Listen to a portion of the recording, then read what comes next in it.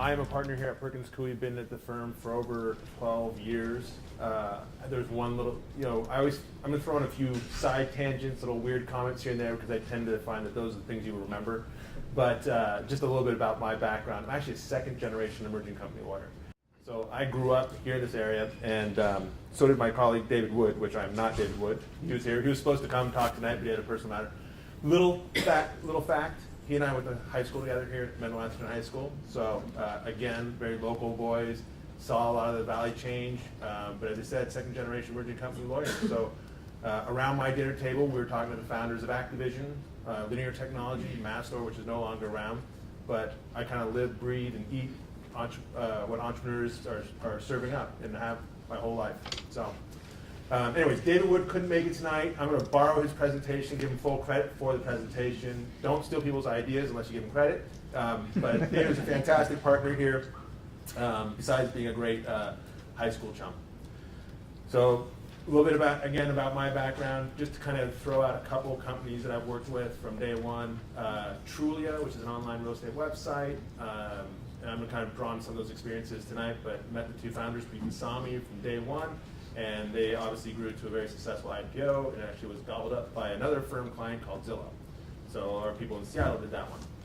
Other clients that I have is Smug Mug, if you guys are into photo work. And then also, I saw the SVVR shirt over here, and another client of mine is Upload VR, which is big in the VR space, which you might have heard about. And we also do things with Oculus and Magic Leap. I don't do it personally, but people in our office do. Anyways, this is what David Wood was going to cover, and I'll cover it as well. But equity versus debt. Debt transactions, probably going to go a little bit faster through that one. Equity transactions, a little bit slower on that one. Venture capital versus angel investing, which is probably going to be a little bit more relevant for you guys. Jobs Act, going to go real fast on that one. And then negotiation strategies. I hope that these are the topics you guys are interested in. I'm going to open it up after sort of each of these for some questions, because I want to be responsive to why you guys are here and what you want to hear about. I can talk for hours like any other lawyer. Is this going to be available online or anything? We can get it to you, no problem. Cool. Absolutely. Rob gave me the thumbs up, we'll get it out to you, so no worries. Yeah, and I actually kind of encourage you not to take notes and just sort of listen. I'm going to try to talk in very simple terms because I went to law school and they taught me to talk in very complicated terms. And then I get to talk to my colleagues upstairs, and it's kind of nerdy. And honestly, entrepreneurs get really excited about what they're doing, and that's awesome. But my part is to break it down into simple terms on the legal side, the fundraising side, so you guys can focus on what you're doing and what's complicated and unique with your part. And one of the things that I see, and again, I'm throwing out some tidbits, but one of the things I see with really successful entrepreneurs is they're able to break down what they're doing in simplistic terms as well. To the layman person, to the investor, and then slowly build up there with what's complicated and what's not. So hopefully I'm going to kind of keep this simple, but if we need to drill down a little bit or you guys have some questions on defined terms I'm using, we can do that as well. Well, let's go equity versus debt. So a little bit of this presentation is going to be kind of like your high school or college 101, equity versus debt. What I want to do is bring it into what makes sense for entrepreneurs, Silicon Valley kind of companies. So before I kind of jump into this, I want to see, is there any hands in here of investors? Awesome. So this is a safe space. There wasn't a single investor. It's mostly entrepreneurs. People want a safe company. So when we get to the questions and answers part and all that stuff, ask questions, whatever you want. Like, there's no investors here we need to impress, right? So one, safe space. This is awesome. We're going to talk about what makes relevant for startups. And I want to talk a little bit about that first before I dive into this. So Silicon Valley is obviously a very unique bubble, and it's a very unique place in the whole world where we have just a very big confluence of talented entrepreneurs, money, C-level people that want to live here, very talented engineers, great institutions, all other stuff. It doesn't really happen in too many places. But venture capital financing isn't really for every startup, just so you know. Like, I honestly, if I can have a company come in and they can bootstrap it and not take other people's money, they're usually better off because they own most of the company. And they don't have to deal with the pressures and inputs that maybe an angel investor is going to bring to the table or a VC. Now, there are times where it really, really makes sense. Like truly, it totally made sense to bring in the VCs, and it was really a big reason why they were so successful, is because they were going after a perishable marketplace, they had some core intellectual property, it was competitive, and everyone was kind of going full bore. Their competitor, Zillow, which was another firm client of ours, was doing something very similar, and they really needed to bring in money and grow those businesses quickly to take a certain market chunk fast, right? And they weren't generating revenue until sort of later on in their lives. So that tends to be like your classic venture capital. Some of you guys actually might have a company that you don't need to take funding, or you don't need to take it now, and you can stretch it over a time frame. Like the virtual reality space is a really early stage, and there's some things in that space that are starting to kind of click in where it does make sense, and more investors are getting interested in it. Sometimes there's parts of that space that just it's going to take entrepreneurs longer times to build a company, and they may be able to generate revenue while they're doing that and build out a company that they kind of keep more in the entertainment space, things like that. It just depends. Everyone's different is what I'm getting at. And in the Valley, it's really easy to kind of get gobbled up in all the stories like the Googles and the WhatsApp and all that other stuff. But just remember, your company's unique to you. Think about what's unique to you and what kind of financing and all that stuff that might be relevant to you guys. And that's going to change over time. All right. So I'm going to get into debt versus equity. So classic high school here, debt, low risk, low return, equity, high risk, high return. Okay. Venture capital, it's all high risk. Okay. And I'm telling you, when some angel puts in on a convertible promissory note, which we're going to talk about in a sec, if the company doesn't work out, there's no assets for them to go after. There's no way to pay back those notes. The company's gone. So it's all risk. It's all high risk in Silicon Valley. Okay. So don't be fooled by like, oh, it's low risk. It's not. If the investor's giving you money no matter what in a startup, it's all high risk money. So obviously, I think most of you guys are probably in the early stage financing, and you're doing the bootstrap thing, which is like your credit cards, and then you maybe convince some friends and family to chuck in some money, things like that. That tends to be where a lot of startups start out. You hear about the few lucky guys that had the back of the napkins and kind of walked in and got these nice term sheets and all that stuff. It's not really in the marketplace that much these days. A lot of companies are being funded by the next one, angels, or incubator groups or things like that.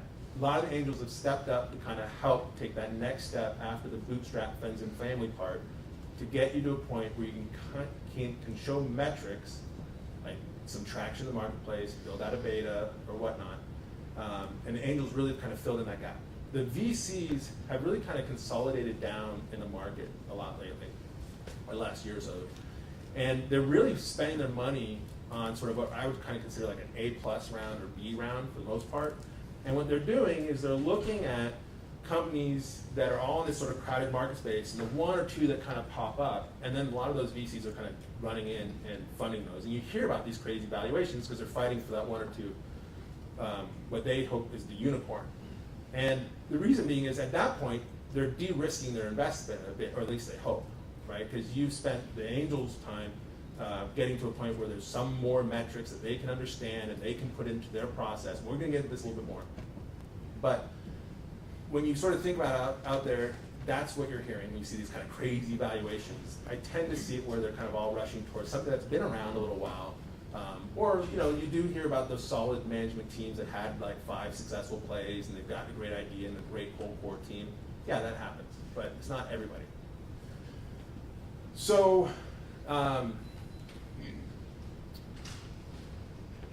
the other one here, and we'll get into a little bit more, but it's convertible debt financing. So, as I said, in venture financing world, debt is risky. And let's talk a little bit about, and I'm kind of break away from David's notes here, but let's talk about a little bit. Equity is basically ownership in the business. It's stock. It's getting the upside when the company does really well. Okay? It's when someone comes to you and says, I'm going to give you $1 million and I want 25% of your business. And they hope that that company grows to something bigger and they own that 25%, or they'll eventually get diluted because they'll have multiple companies. But they own the business. They get a higher return. Debt is just, we'll go through a few of these. I'm going to kind of flip through the slides, but debt could just be, okay, I'm going to give you a promise note and get paid back my 8% interest. People in the Valley don't really care about that kind of debt. That's like a real bank kind of situation, small business loan kind of thing. And they don't care about an 8% return or 12% return or 50% return per se. I mean, 15, sorry, 50 it was, but 15. But if you're going for like the angels funding, what they want is to convert that debt at some point into equity because they want the upside. And we'll talk a little bit more about it, but that's really what they want. They want the convertible debt. I'm not going to get into all these other kind of debt features unless people have questions after that. But and then I don't, at this stage, you guys really don't need to understand about mezz financings, which is like before an IPO and things like that. So we talked a little bit about equity ownership, high return, upside. And one good point here, equity, they own a chunk of the business, right? So they get to vote, they actually have shareholder rights. You, who just took their money, and you're probably on the board, and you're probably the CEO or CFO or something like that, you actually now have a fiduciary duty to those shareholders. Okay, you need to make sure you're looking after the shareholders' best interests as you grow that business. So that's one advantage for the investors because you have a fiduciary duty to them. What does it mean when a company goes under? Well, the company went under, right? On the debt side, again, they're creditors. Let's say it goes under and there is some money left in there, then they would be the first to get their money out. Honestly, most startups really don't have anything at the end of the day. But they have no voting powers. You don't have a fiduciary duty to them, okay? So you can make certain decisions and not have to worry about the creditors. Like a real bank would put some financial covenants on you and other obligations, but not like an angel investor or VC. Does that make sense? Right. Other question? Yeah, I do not have a background in finance, so I do not see a difference between equity and debt. What would be an easy example for differentiate between an equity and debt? Yes, the very simple example like here is the equity's owner in the business, they have stock and they get appreciation in the company. Debt, they just get paid back their money. Like that's the very simplistic way. Like I lend you $100,000, you're gonna pay me $100,000 plus interest. And that's it. That's their upside. Convertible debt, like we'll get into it. I think we'll drill down a little now. Convertible debt is literally, I'm gonna give you an example. Someone comes to you and says, look, hey, I'm gonna write a check for $100,000 to the business, but I wanna own part of your business. And you say, look, doing an equity financing is expensive. Documenting a stock purchase agreement, changing your charter, and I know I'm using all these words, but just from a legal point of view and the paperwork point of view, equity gets expensive. And $100,000 is just not worth it because you're gonna spend more money on a lawyer like myself trying to get it right and not enough money keeping in your business. So what you say is, let's just do a simple convertible promissory note. And it's literally like a 3-page document. And the key term is, when you do a bigger financing, and we're gonna get into this, but when you do a bigger financing, that debt will convert into equity at a discount, okay? I'm gonna pay 10%, 15%, 20%, 30% less than the guy that comes in that round. The benefit to you entrepreneurs is that 2 or 3-page document is cheap and easy for me to put together. We don't have to worry as much about certain other aspects of documenting stock certificate, cap table ownership. The number of paperwork that just has to get done is a lot less. And you don't have to necessarily value the company, okay? Because that's a big conversation that you're gonna have with the investor and yourself as you go through this. And I don't want you guys to get hung up on valuation early stage. I'll get into that a little bit more. But it's still an uncomfortable or hard conversation, and you don't oftentimes bridge that gap. And you really want the money and you really want those people in. And if you're fighting over valuation, debt might be the right one for the right amount, okay? If someone's gonna say, I'm gonna write you a $2-3 million check, you switch over to equity because it makes sense all around because the dollar's on us to spend to document the equity ownership, the upside that they want, all the stars align at these higher numbers, and you'll do an equity round, like a stock purchase agreement, you'll amend the charter, investor rights agreement, all that stuff. Yeah. It looks like cap valuation for convertible notes are getting more and more popular. Yeah, so I knew you'd bring that up. So the question was, cap valuations on notes are becoming more and more popular. So I'm gonna diverge from these notes because I think that's a good question. So yeah, like in the last 12 to 18 months, a lot of angel investors, let me first actually explain what a cap is, okay? So when you take in a convertible promissory note, like $200,000, you guys are arguing over valuation of the company, okay? Like I think it's, for my $200,000, I should get 20% of business. And you're like, no, for your $200,000, you should get 5% of business, right? And you keep arguing back and forth, and you're like, let's just, 18 months ago, it's like, let's just not worry about it. We'll just wait till we get a bigger number, and we'll argue over what $100,000 is really worth, okay? What's happened in the last 12 to 18 months is that a lot of angel investors have funded certain companies that they get that early stage debt money in, that 100 grand, and because it's gotten a lot cheaper to start these companies, the company actually goes up pretty high in value, okay? And that convertible debt owner says, hey, I just gave you 200 grand and you now got this company that's worth 20 million bucks. And my 100 grand was really gonna convert into this small number on this business. And I want some protection. So I wanna cap what I get to convert into. And so they've been kicking around, it's always this number, $4 to $5 million. And what would happen is if the company was valued at $20 million, they would actually get to buy in at the $4 or $5 million cap. Okay, so they would get a larger chunk of the company, and their argument is, as I said, hey, I gave you this money, you ramped it up to a really good price, why should I get screwed, right? And my argument, and so what people have basically been agreeing to out in the marketplace is this $4 or $5 million cap. I disagree with that number, because right there, you've just valued your company at about $4 or $5 million, and you're willing to give up that percentage for that investor. So one, don't take a whole lot of money on a cap, because at some point that's going to cause a lot more dilution to you founders. Or two, my argument has been, okay, if you're really worried about my company skyrocketing on your 250 grand you put on this convertible promissory note, I'll put a cap in, but let's put the cap in somewhere high. Because I still think at early stage, my company's worth $4 or $5 million bucks. And if I can get it to 20 million, I'm willing to say, let's just put a cap of 15. I know it's not perfect for you, but I give you some protection on that huge, crazy upswing. But, you know, so be it. You gave me the money, and that's how it is. And so there's been this argument, I think, between 20 and 5 million, and the investors have been winning at around 4 or 5 million. But I think from like because I work in a lot of companies, I think the better argument is, okay, look, I think the company's worth 5 million. You've been arguing it's worth 10.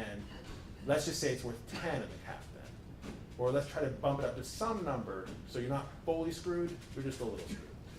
So. And how do you agree on the percentage? So there's two things going on typically in these debt financing. Yeah. So how do you agree on the percentage on the cap? So there's two components of these note financings. There's the discount or the cap. And they're gonna get the better of whatever is the discount or the cap. So let's say you have a cap of 5 million bucks and you do a financing at 3 million, they're gonna take the discount. Okay, if you have a financing later on at $10 million valuation, they're gonna take the cap at 4 million or 5 million, whatever it is. So, and how do you agree on these discounts? The market generally will dictate what kind of discounts you get on these notes and what the caps are. And as I said, so many angel investors have been pushing in the blog sphere and out there that's really kind of ingrained in people's mind that the 4 or 5 million cap number is the number. I disagree with it, but that's what keeps coming back. And actually, I should have reiterated this at the very beginning. Raising money is really hard. It's really, really, really hard. Really hard. Like, you'll hear about some of the easy ones and like the big checks, and like, I'll tell you, truly it was not that hard. 2 smart guys from Stanford walking in, the right timing, the right product, the right intros, they did pretty good.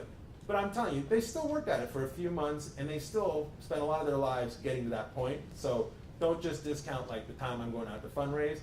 But I'm telling you, most people, it's really hard. So when you get to these financing parts, you're kind of like struggling. You're like, screw it, I'm tired of this. I just need the 200 grand to get that engineer in so I can get to the next level.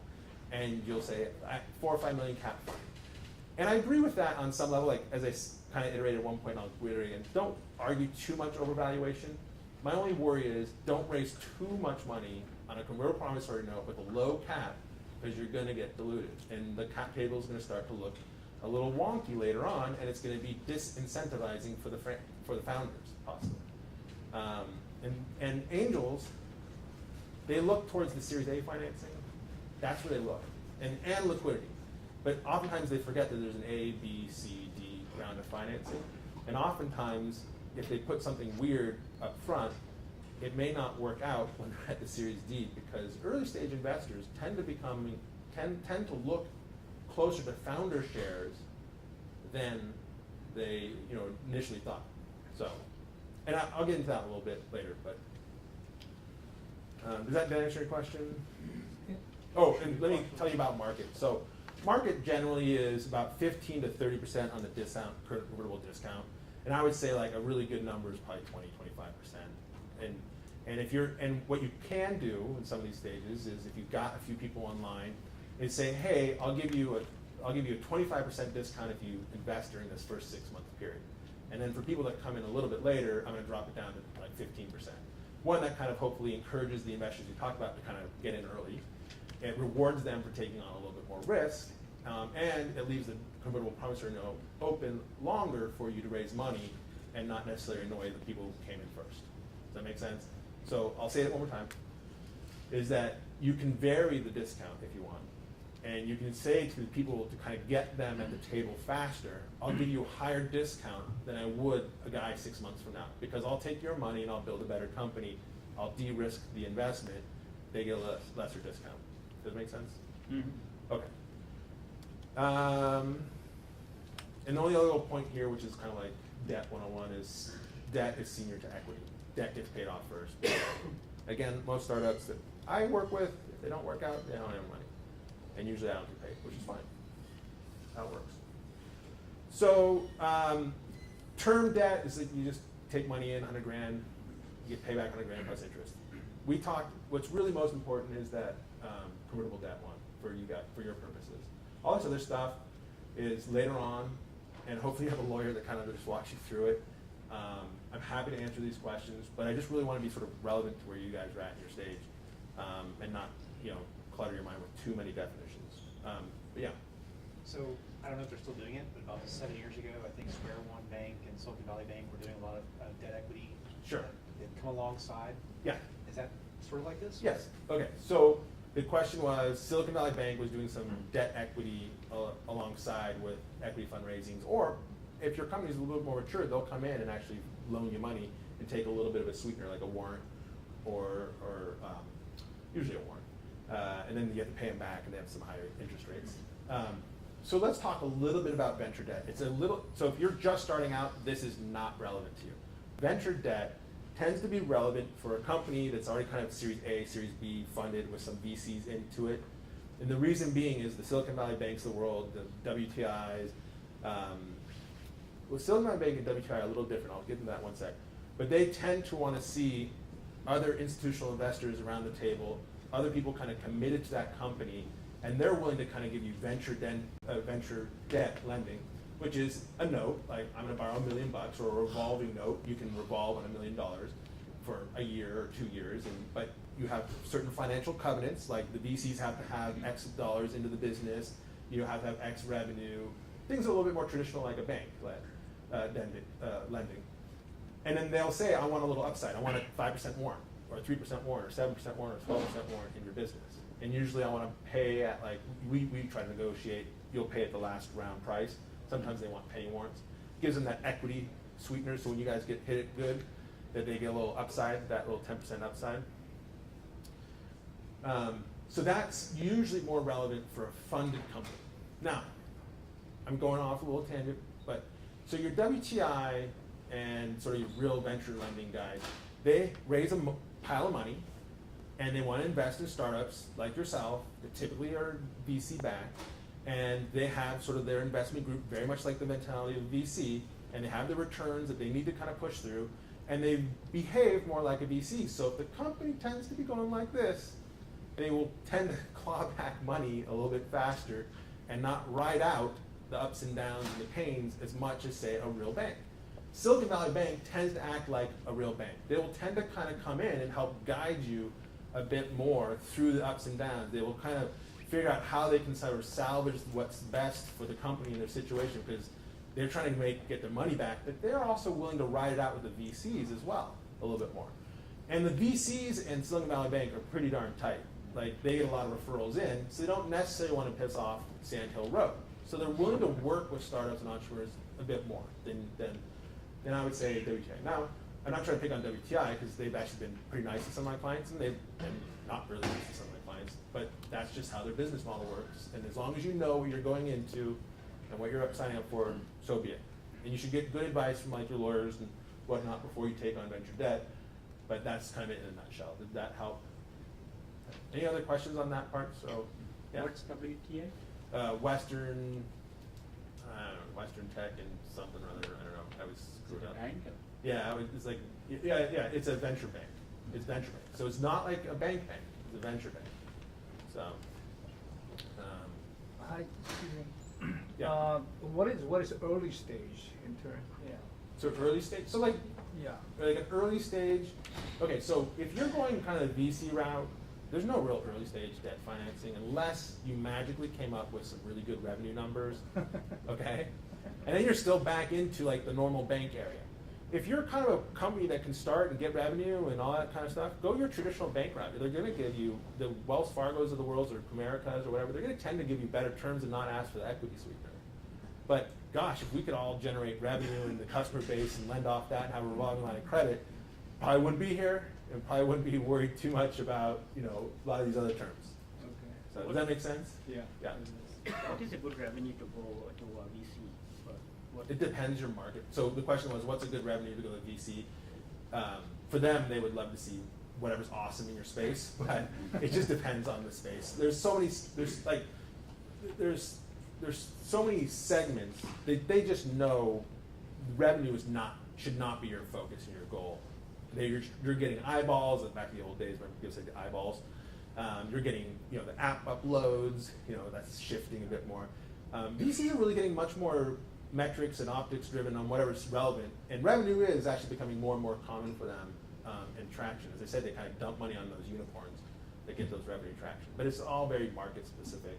They don't care about the profit or income. They don't care about the revenue. Depends what the space is, but usually no. I mean, that's the thing. Like, so the question was, they don't care about profit and income. Yeah, sure they do, but generally no. You're in a startup and you tend to burn money and you're tend to going after a perishable marketplace, and you got to throw that money into that engine to keep grabbing up market space, keep grabbing up customers, expand. The classic example is still, in my mind, Amazon and Twitter. Amazon makes money, yeah, but for the valuation, I mean, wow, they still keep going up. Jeff is amazing.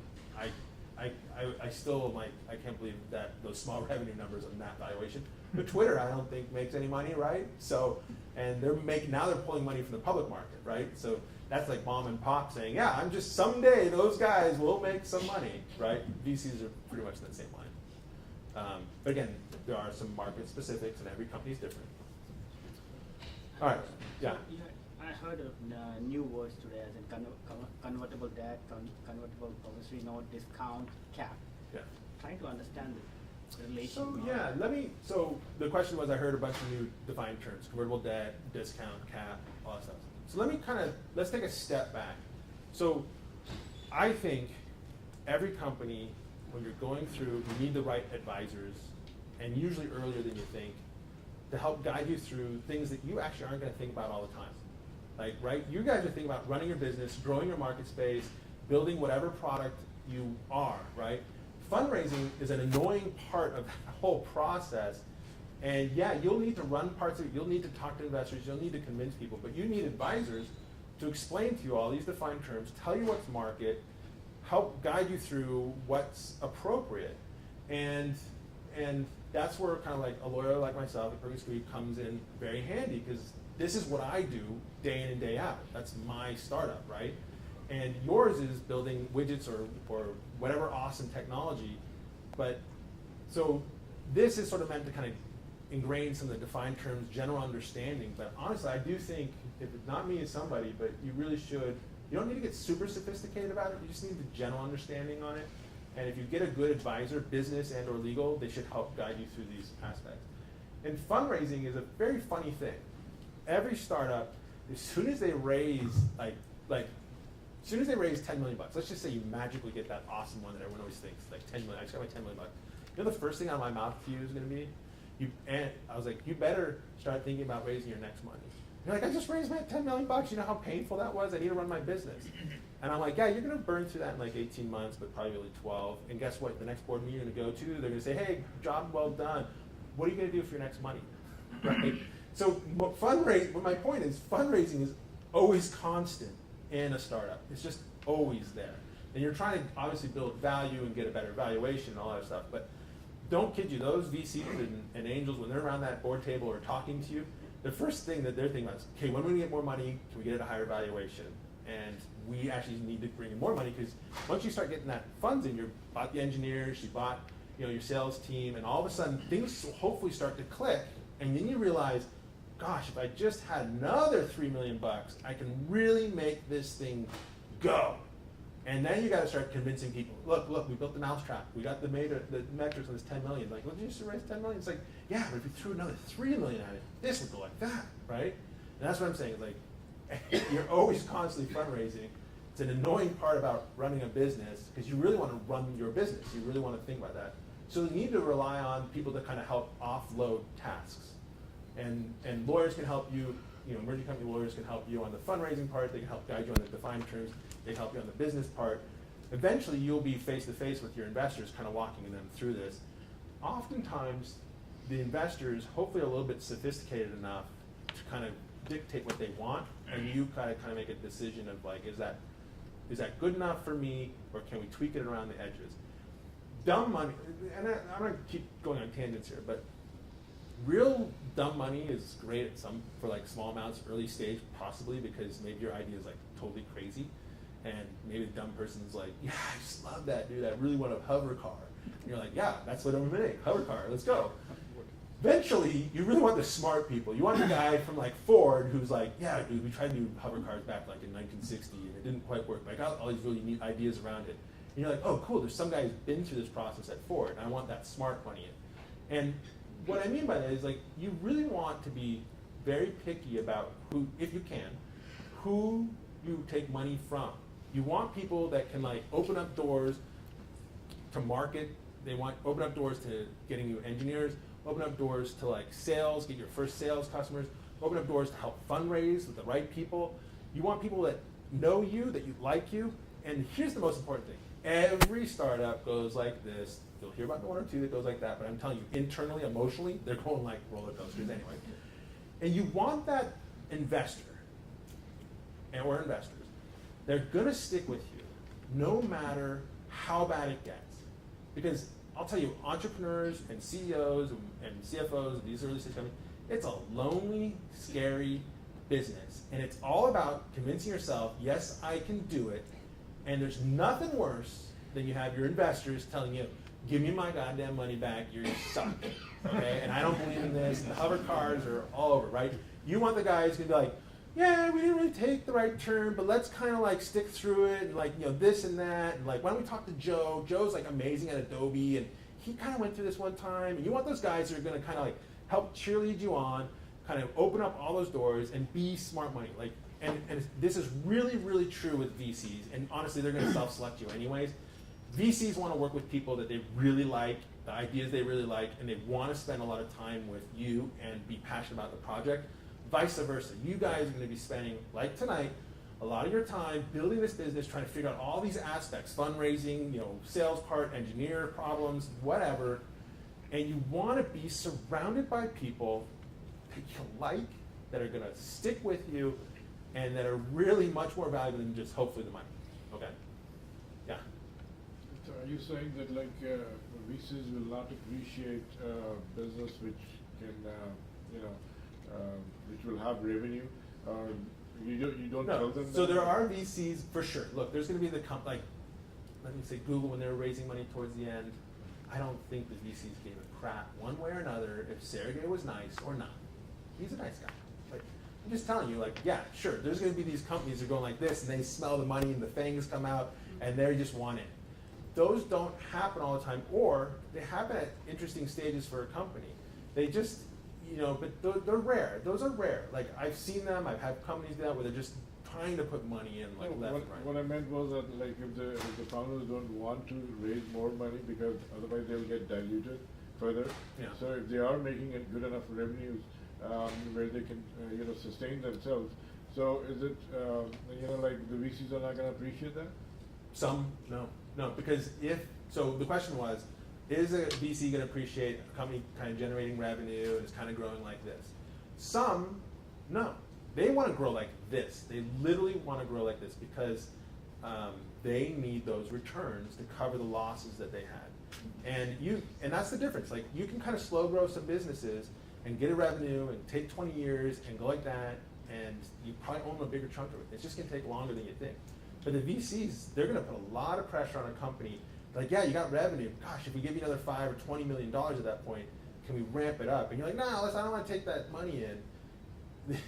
You will feel around that board table an enormous pressure being like, I don't know if this guy really gets startups. Like, you know, if you gave him 20, we could turn his, you know, he used to own 10%, but now he's going to own 5%. But that 5% is going to be worth $1 billion, right? And, you know, if your 10% or whatever is worth, you know, 100 million now, like, you know, we're at $1 billion, you know?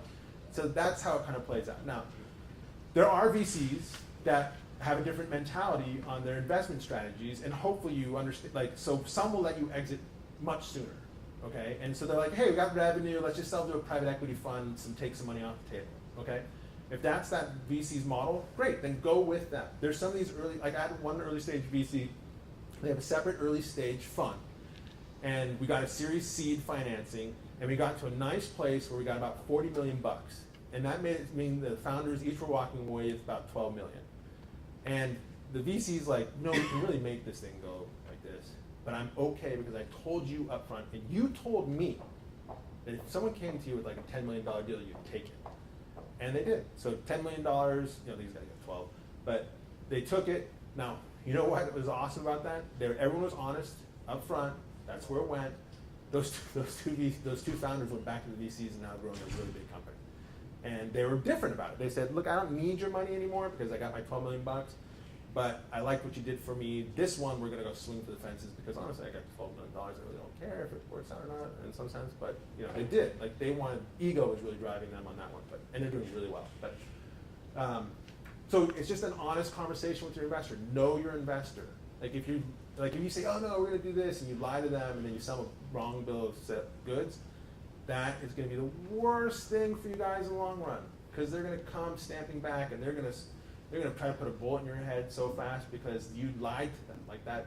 There's so much trust in this valley, like writing these checks and these ideas, and as soon as you tip that trust into a wrong way, boy, that's kind of the kiss of death.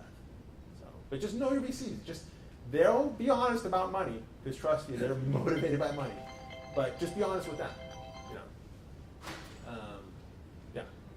So getting back to the smart money, how realistic is that the early stage investor really can open sales channels or hiring channels? I mean, do they really do it So if they have 20 companies like you that they're investing in? Okay, so that's a good question, and then I'm going to get on to some of these other items for early fundraising, but because I do like to digress. But the question was, how, if the VC's got 20 portfolio companies, you know, how realistic are they opening up the sales channel? That's actually a really good question. A lot of VCs, if they're spread too thin, they're not going to give you the attention that you deserve. And that's one thing you really need to understand. Who at that VC fund and who's connected there are you really getting? Are you getting a junior associate, one of these nice big funds that's not going to really pay attention to you? Or are you going to get a VC that's already made a ton of money and really kind of just half checked out? That's not going to help you. What you want is the guy who's engaged, showing up at board meetings, willing to open up his Rolodex for you, help find those sales folks, the engineering folks, you know, lead you to other conversations. You want engaged, good in VCs, investors, if you can. All right, let me go on a little bit more in here and then we'll digress again. So, types of equity security. So common stock, that's typically what all founders get. And that's just, and usually just so you know, we try to get it to you guys as cheaply as possible so you can buy those shares and own, you know, usually the founders own 100% of the business from day one. And if we get it to you cheap, which usually like, hey, I have an idea, let's form a company. That's what you do. And the upside is you start capital gains clock, and when you sell the business, you're gonna get hopefully long-term capital gains on your stock, and you pay next to nothing for it. Preferred stock is what all investors get, okay? That's what they want. And the reason why they want it, and I know there's some slides on this too, but I'll just digress here.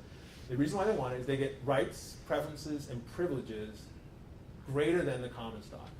Okay, so what does that mean? In a nutshell, they typically want to get paid back first. Okay, they typically want some sort of voting right or voting control within the business. So if you're going to sell the business, they want a voting right. If you're going to raise more money, they want a voting right. If you're going to raise debt above a certain amount, they want some rights. The beautiful thing is that common stock and preferred stock can actually have two separate values. So you can sell preferred stock at $1, and you can sell common stock at 25 cents, or 30 cents, or 40 cents, whatever you get the valuation there. And why is that nice? Because when you're hiring employees, you're typically going to go to the options section here under your next securities. And options are a promise for an employee to be able to buy shares in the future at today's price. And if they're buying at 25 cents when some investor paid $1, they're feeling a little bit wealthy already, right? But the nice thing is when someone kind of shows up to the business saying, hey, I'll get you cheap common stock to kind of come on in, will you basically work for free? Because I don't have any money to pay you. You use options and you have a lower price. So that's sort of the beauty and benefit of an option. So options and warrants are identical for the most part. They're basically just a contract where I get to buy shares in the future at today's price, okay? Options are used for employees, usually through a sort of an equity plan. Warrants tend to be used through, with sort of a third party, kind of maybe you sign some sort of special deal with the developer to build your widget and you can't quite pay their full freight, oh, it's gonna cost you $100 grand, dude. And you're like, I don't have $100 grand. How about you take 20 grand, I'll give you some warrants, some stock in the business, and they'll usually use it via a warrant. So I get 25 cents warrant shares. In the future, if the things go well, they will put their 25 cents in, and hopefully the shares are worth $10. They get the difference, $9.75. And then convertible debt, we already talked about this. But those are the typical equity securities that a startup's going to see. Common stock to founders, preferred stock to investors, options to employees, warrants to third parties, bank, debt, kind of things like that, and convertible promissory notes. So common stock and founder stock is the same thing? Yeah. Everyone says founder stock and common, it's identical. The founder feeling is that I'm going to give it to you really early on at like 0.1 cents per share or a cent per share. That's that founder feeling. It's like, hey, I got it at founder stock. And it's just dirt cheap stock. Because as you build the company, that value has to go up. In theory. Yeah. So if you've got a seed round investment, in other words, the first real money coming into your company, and you use a convertible note so that your company isn't valued, Yeah. how do you deal with the stock question of what they're getting? So the nice thing about convertible notes is it's debt, right? And so you can argue, well, I have a business, I just took 100 grand of debt, what's my business worth early on? It's probably not a whole lot, right? So it kind of sort of suppresses the early stage value of the company in some sense until it converts into equity at some true valuation. So that early investor then is not actually getting any stock. No, right. A convertible note is getting no stock up front. So they just hold this note which says, at the future financing, I'll get into it a little bit more, but at the future financing, I get to convert into equity, into this preferred stock at whatever that value you guys determine at that time. But usually a discount, right? So what if the pump? Sorry, and I've been horrible. Wake up. I've been horrible at repeating the question, so that's why Rob dinged me there. Yes. So then lastly, what happens then if that investor wants to sit on your board or have some other consideration other than just the equity?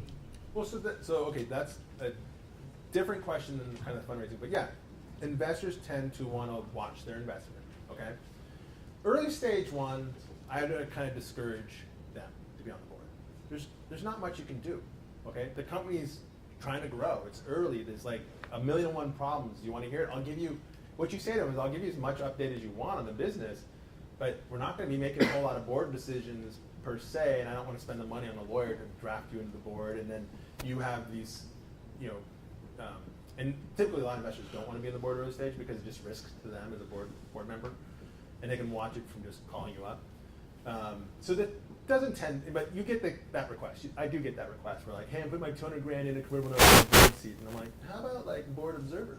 Right? Like you can come when, and usually early stage, if you guys probably all know this, but if you have 2 or more founders in your group, your board meeting is typically happening every day, right? You're like, hey, what are we doing today? We had this problem, blah, blah, blah, and you just had a board meeting. Or like, hey, I want to hire this guy, and how do we do it? You kind of had a board meeting. So later on, when they do the VC round, if someone's writing a $2, $3, $4 million check, they're going to want a board seat. So, and then that's part of the negotiation. That's part of the control you're giving up. So, yeah. I have 2 questions. The first question is, this topic is that it's to your level, it's easy, but to maybe to me, maybe to know the first, maybe complicated, complex. Is there any a book, a resource, a So tutorial Google. that we be able Yeah. to? Actually, there's a Google? really good resource. Our firm has put out this wonderful website.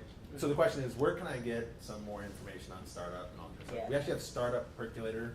Like, so if you go to Google search and just do Perkins Startup Percolator, we actually have a ton of information and resources on exactly what I'm talking about tonight. Founder tips we put out all the time. I just put out one last week. So, and that was on, okay, so I've been dumping my money into my business. How do I get paid back when I actually get funding, right? That's a legit question. You guys have been probably floating a lot of credit card money, a lot of the kids' college fund into your business, and you finally get some fundraising, right? And you're saying, well, how do I get that out? And so I wrote a whole little story, and I hope it was kind of like folksy, but that's there. So Startup Percolator is a great website for drilling back down on this stuff. Again, I want to kind of iterate, like, if you get like super sophisticated and professional and all that stuff, fantastic. I'm going to kind of probably ask you to come become an associate here or get you to law school and then come here because that's great. I'm not trying to be facetious, but like, my job is to kind of guide you through a lot of this and the details and try to not distract you as least away from your business on this kind of stuff. But you need to know the high level concepts, and that's why we're going over tonight. One more question, let me just jump a couple slides.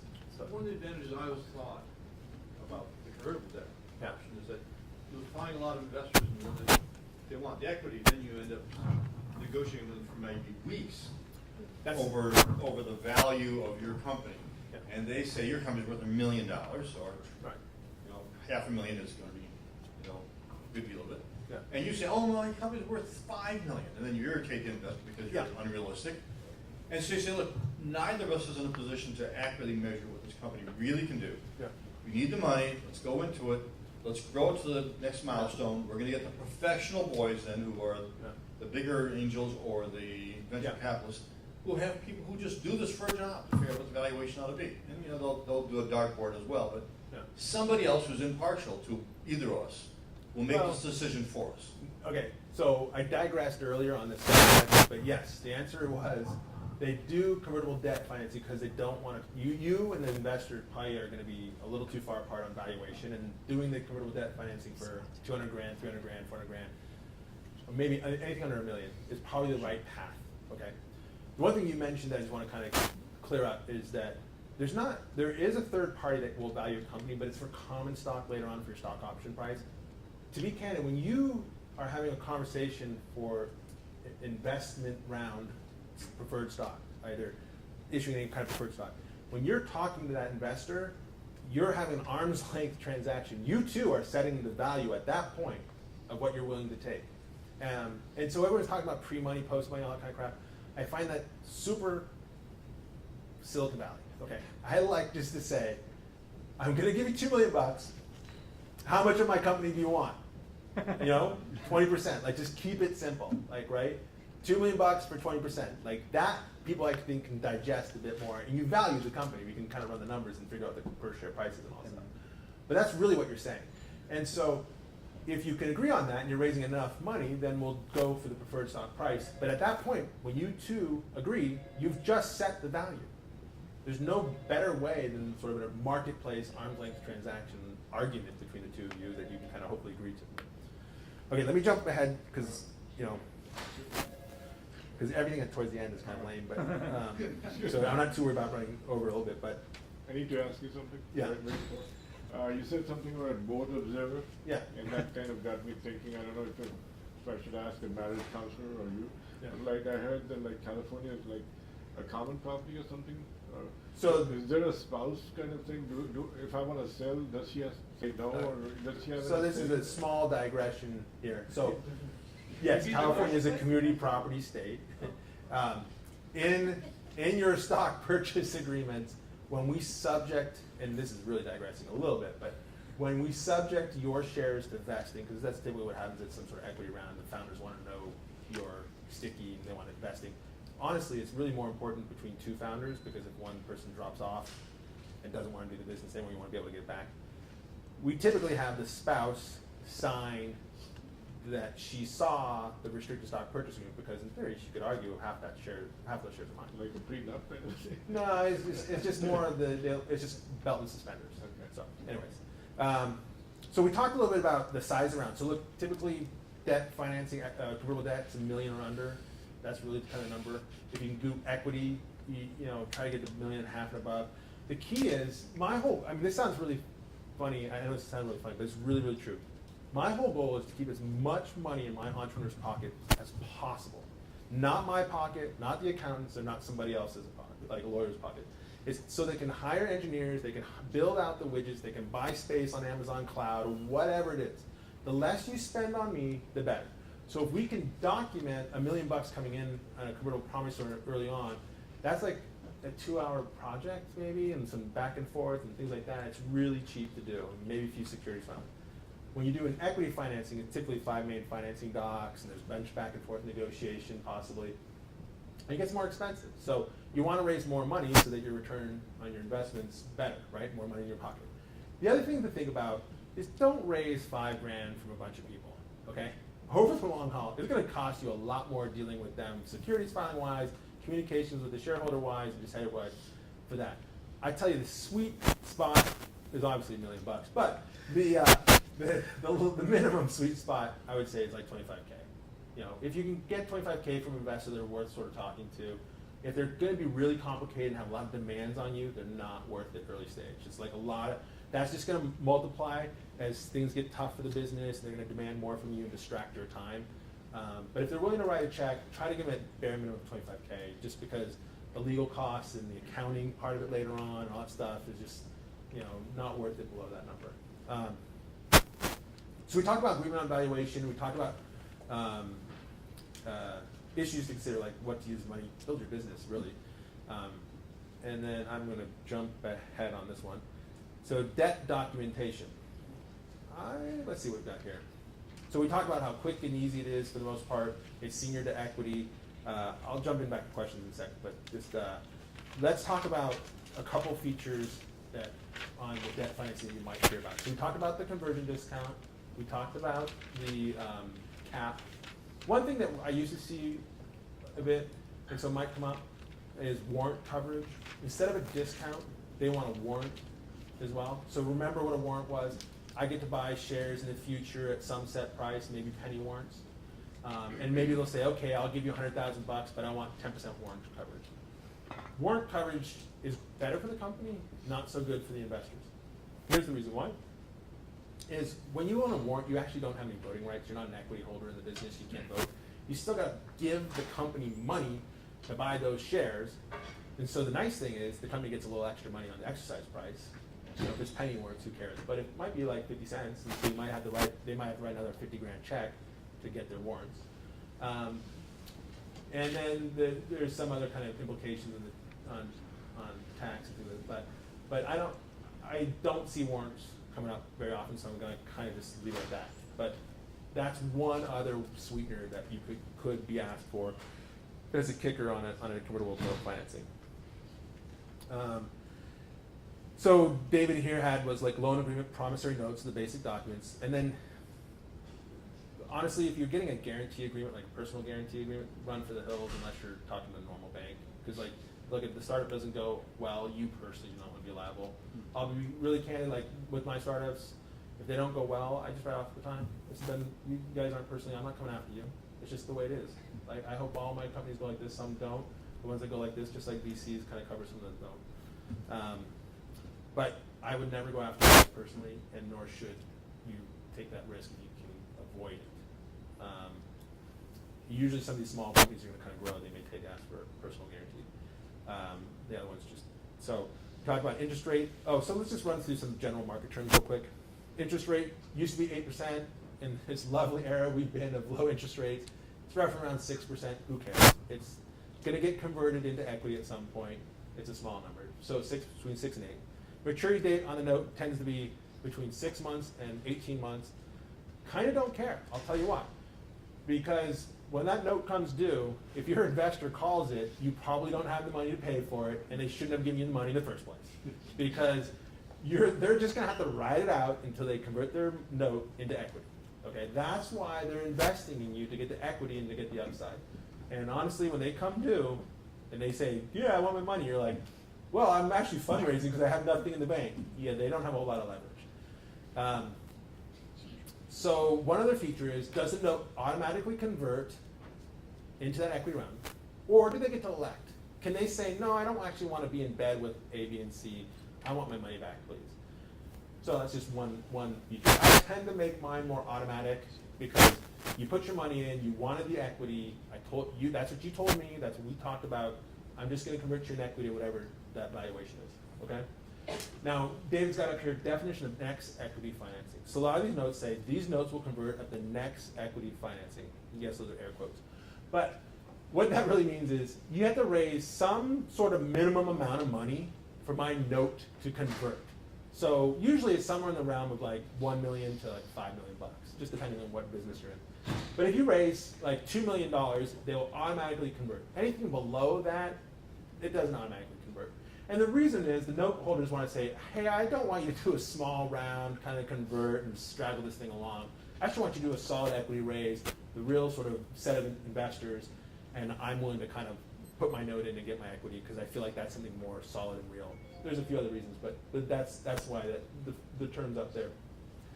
We talked about conversion caps and discounts and standard preferred versus shadow. I don't want to get into that. It's too complicated. Sale premium. Oh, so one other term you will come up with, sale premium. So some of these companies, they'll actually take your $500,000 to $1 million per promissory note, and they'll grow a business, and then Google will come along or somebody will come along and buy you. Because it's an acqui-hire, or you actually did something valuable where they kind of want to plug you in, and they're willing to kind of like chuck 5, 10 million, 20 million at you or something like that. The note holder is like, all I'm going to get back is my $100,000 or my $1 million. That kind of sucks, right? Like I wanted to convert, I wanted to get the upside, and you're just going to pay back. So what they'll say is, hey, if you get bought before my note converts into equity, I want a few things to happen. And so this is sort of the flavors. I want 200% back, 300% back, okay, 3 times my money. That's a good return, okay? Because typically those events will happen within the first 2 years. So 300% in 2 years, not too bad. They'll say, or I want to convert into common stock at the cap, right? We talked about the $4 or $5 million cap. So if you sell this thing for 20 million bucks to Google, I get to convert into common stock at the 4 million bucks, then I get to ride with all you guys up on the upside. I get my upside. Those tend to be like the 2 most common features. There can be a few other ones. Oftentimes, like when I represent company accounts, I try to go silent on it, you know, not worry about it. But more and more sophisticated angels want some sort of upside on a sale business before an equity financing. Does that make sense? Yeah. I have a quick question. You mentioned about maturity date. Suppose if an investor get a convertible term for $1 million and 12 months, come to due day and there's no money in the bank, and then you say, I don't have any money, I'm raising fund. Yeah. If suppose an investor say, I want the money back, and no matter what, does it normally sue and put a lien in the company? No. What does it normally do? No. So the most common scenario is here's a rock. Please go squeeze some more water out of it. Right? And we're just packing up. We're done. Because if you want your $1 million back and you're going to play hardball, like there's just nothing's going to ever happen here. So that's typically what happens. What can happen with some strategic investors? They may actually force you through bankruptcy and buy your assets cheap. Okay, so that's the one little problem there with the strategic investors that I would advise you when you kind of go down that path. Like, hey, you're taking $1 million from Google, and they're not that predatory to be honest, but and so I don't want to pick on them, but somebody like well, my kids hate McDonald's, so we'll just pick on McDonald's. Like McDonald's put $1 million in, you got this great fast food restaurant, and they could probably not fund you, and then say, screw it, I want my note, I want to secure whatever assets you have, and I'm going to get your secret sauce, right? That happens, pretty rare, it happens, pretty rare. But yeah, it's really hard, as I said, it doesn't really matter, because at that point, a lot of these angels and VCs, they've got to play the long game. And if they're in just for kind of like the note, there's nothing at the end of the day for the most part. Silicon Valley is a lot of ones and zeros, not a lot of hard assets. So, yeah. I I still didn't get one part. So let's say you give me 100K convertible note. Yeah. And the company is valued at $5 million after a few years. Yeah. What percentage of the company Does is that convert? 100? Yeah. Okay. So the question was, you give me a 100K note, and then 5 years down the road, the company's valued at like $5 million, whatever. So whatever. Let's just say it's 5 million, 10 million. I don't know what it is in the future. We didn't put a cap on it. I don't know what percentage ownership you're going to get until you have that financing round. So it's just going to convert whatever that round gets valued at a discount, 20% or whatever it is. So I get a lot of questions from early stage. Well, I want my note to convert into X percentage of the business. Well, that's kind of valuing it. It's like, look, you got to ride the risk. I don't know what your 100K is going to be in. If we throw a cap on, I can calculate something out if on a big upside. But if you're below the cap, then it's going to be a different number. So it's just, we have to run the numbers. And how is the cap helping to calculate that? So like if you say like, you know, let's just say it's a $5 million valuation and they're putting $1 million in, right? And you raise the $5 million and the note converts, it's going to be 20% plus-ish, you know, with they'll trigger the cap. So it's just a 20%. So I see. So if it's not taking into account the good things you did with that money initially when that is all you had. So, yeah, I mean, the cap kind of stops at a certain valuation, right? Under like the 3 or 4 or whatever, and you took $1 million, they're going to get a bigger chunk, obviously, right? So maybe $20 million cap, they really get less than that 300% return on that. Possibly. That's like a lot of I think Google is kind of known for wanting both the give me my 1.5%, 150%, or convert into the common and I get to pick. Right. They always want the better. They always want the better. Investors always want the better. So, and then NFM is most favored nation clause kind of thing. I assume that's what it stands for. So some investors will say, hey, I'm willing to give you $100,000 now, but I also want to know if you give someone a better discount or better terms, I get that. I tend to really try to shy away from that, but that's an ask out there. So because it kind of can haunt you, because like sometimes you're getting really desperate, and then you say, okay, I'll give you 35% discount. Boom, you just gave everybody before you that 35% discount, and it can really throw your cap table into a little bit of a hissy fit. The other thing, and so information rights too. Some investors you asked about, rights. So some investors will build in, hey, I want like a meeting with you, or I want certain financials or whatever. I tend to shy away from that as well, just early stage. It's like, yeah, I'll call you up. You can call me anytime. Honestly, the money you're taking early on, you want to have a really good relationship with them. You need them. You always need all your investors throughout the whole process, no matter if it's day one or an IPO. You just want them to be on board as voting approvals as things go along. You want them to support you. You want them to talk nice about you out there. You're gonna finish up like success, mediocre success or failure. You're gonna go back to them. Like if you were honest with them and treated them really well as best you could, and you did all you could. Your next idea, you're gonna go back to them no matter what. So try to always treat your investors very well. And inform them. Like the biggest complaint I get is that sometimes you don't tell them enough. And if you told them something, they could actually have helped you. They could have opened up a door. They could have provided you more funding. They could have given you a better insight. Some investors are a little bit pain in the ass and try not to take money from, but sometimes you don't know until after the game. Real quick. The other way. Ooh, Sorry, yes. real quick. Yeah. Excuse me. You mentioned, I think you used the term 10% warrant coverage. Yeah. You also mentioned potentially paying a developer, like an independent contractor with warrants. Well, usually I try to pay like a developer or independent contractor with options. What more I say is like a big kind of company or sort of third party that can't take, like a company, like not a human being. Usually you human being can get options. Yeah. There's that because of typically, we're going a little digression, but I'm happy to do it. Typically in an option plan, they need to be providing services to the business to get certain securities laws, exemptions. And so employees, we will do option grants, and we have ISO grants. And then non-employees, consultants, we give them NSOs, non-qualified stock options. And as long as they're providing services to the business, you can do that, and you can get a nice securities exemption. There's obviously some caveats all around that, but for the most part, that's how it works. And so let's say you're dealing with like McDonnell Douglas or somebody that's going to like provide you some big widget. Well, like there's no, like they want the warrant. They can't really get the option. So you just turn it over into a warrant. Or Silicon Valley Bank is a great example. They want the warrant. They can't take an option. It just doesn't work for them. It doesn't work for our exemption. It doesn't work for our plan. But they want that sweetener or whatever they provide. And what exactly is 10% warrant coverage? What does that mean? Oh yeah. So it just means like, so for that example, it's like, let's say I'm going to invest, give you $10 million or something like that. I want a warrant for 10% of what I've invested. So another $100,000. So I want a warrant for $100,000. Worth of equity. Yeah, exactly. Worth of equity. So you're starting your company, and on day one you're trying to form a C corp, and you're two guys. What kind of shares you put on the paper? Like, to begin with, you have to put some number in there, right? So how does it translate to future numbers or equity rounds? Well, so the question is, you got your founders, you're trying to put some shares on paper. Yeah. I'm going to digress a little bit on that one, but 100%. So early stage, all the founders own 100% of the business. What's the number of shares? Yeah. So typically we start off with like the founders owning roughly between 3 to 5 million shares of common stock. The reason being is that when you start to layer on all the layers of financing, it just ladders well optically.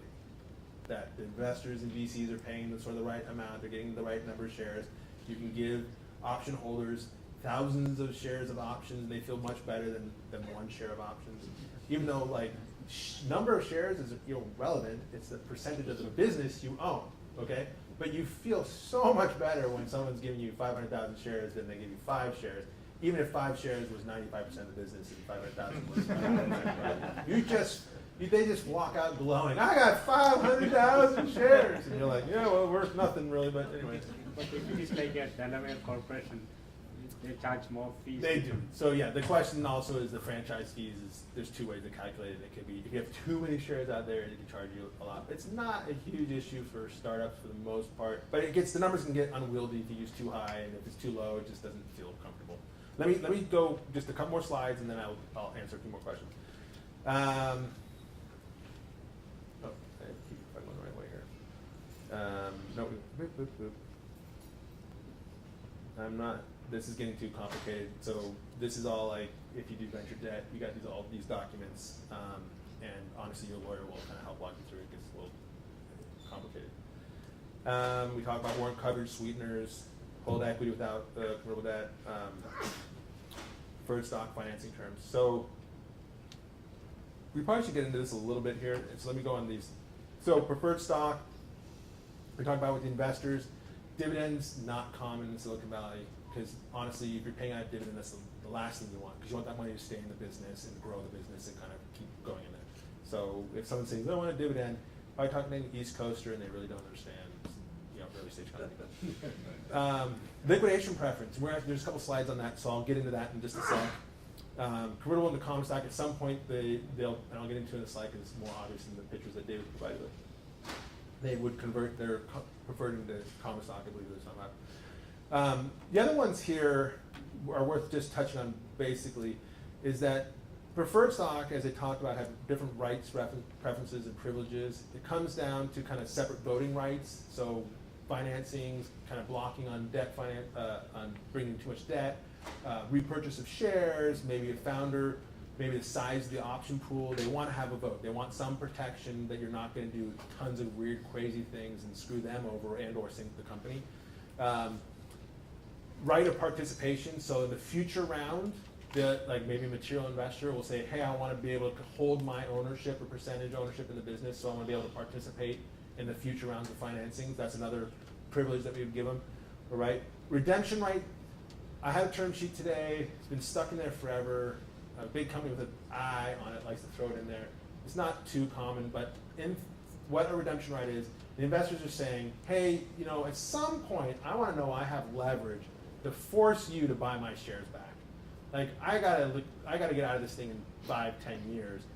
At some point, you may grow this cash positive business, and it may just kind of go like this. I gotta get liquidity for my investors, so I want a redemption right. I don't see that too much in early stage financing or angel financing, but just let you know that.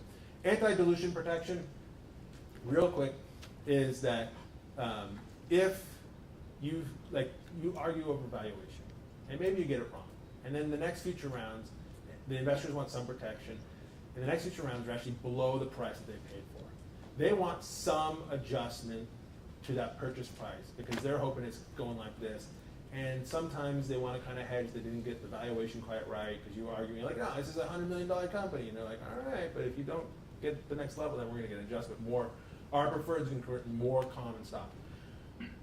The easiest way to explain that is, and which this is not common, but it's very easy to explain to you, is what we call full ratchet. And that means like if I sold it for $1 and then the next round, the Series B, I sold it for 50 cents, they get to convert as if they sold the Series A at 50 cents. That's full ratchet, okay?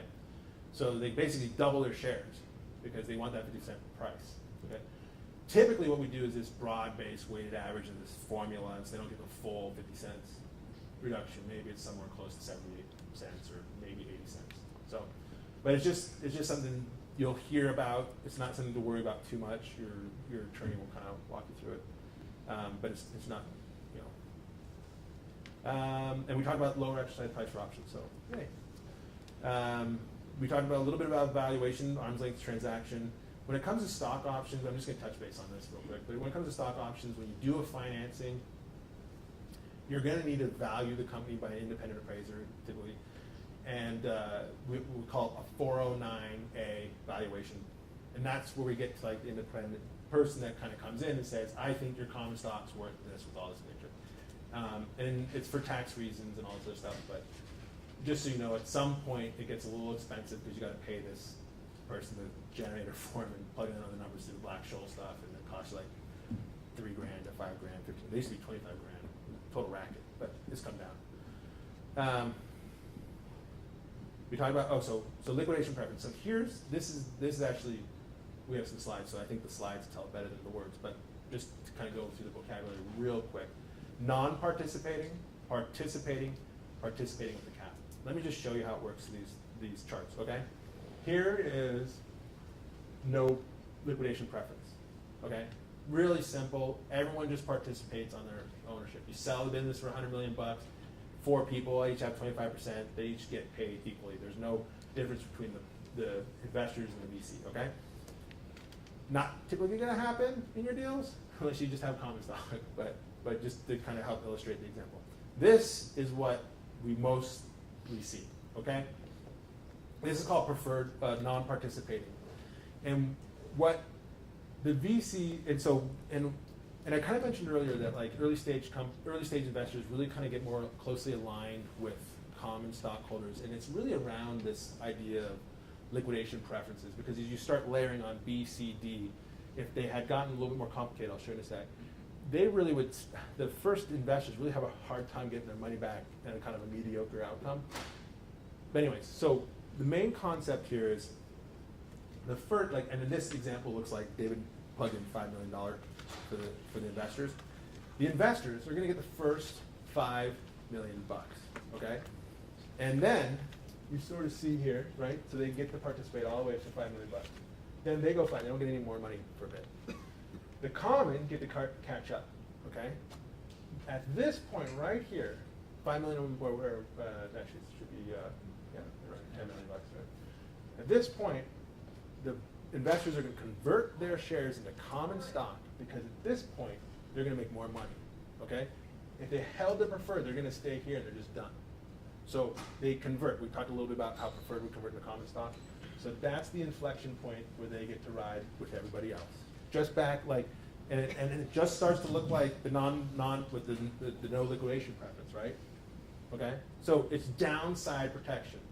That's most common. That's what I would say is the smart VCs understand that that's what they really should be doing. Okay.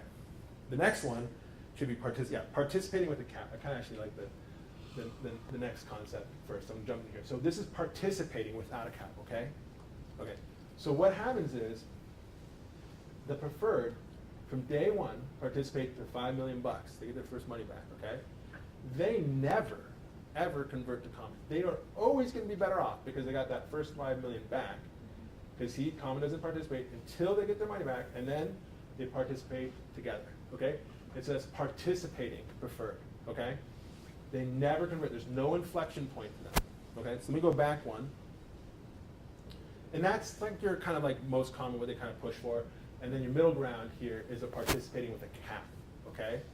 So I like these illustrations a lot better than anything, but you got your protection here, so the preferred is gonna participate to their 5 million number, then common and the preferred are gonna kind of keep going along, but then they're gonna flatten out as they get to their cap. My guess is this is a 2x guy.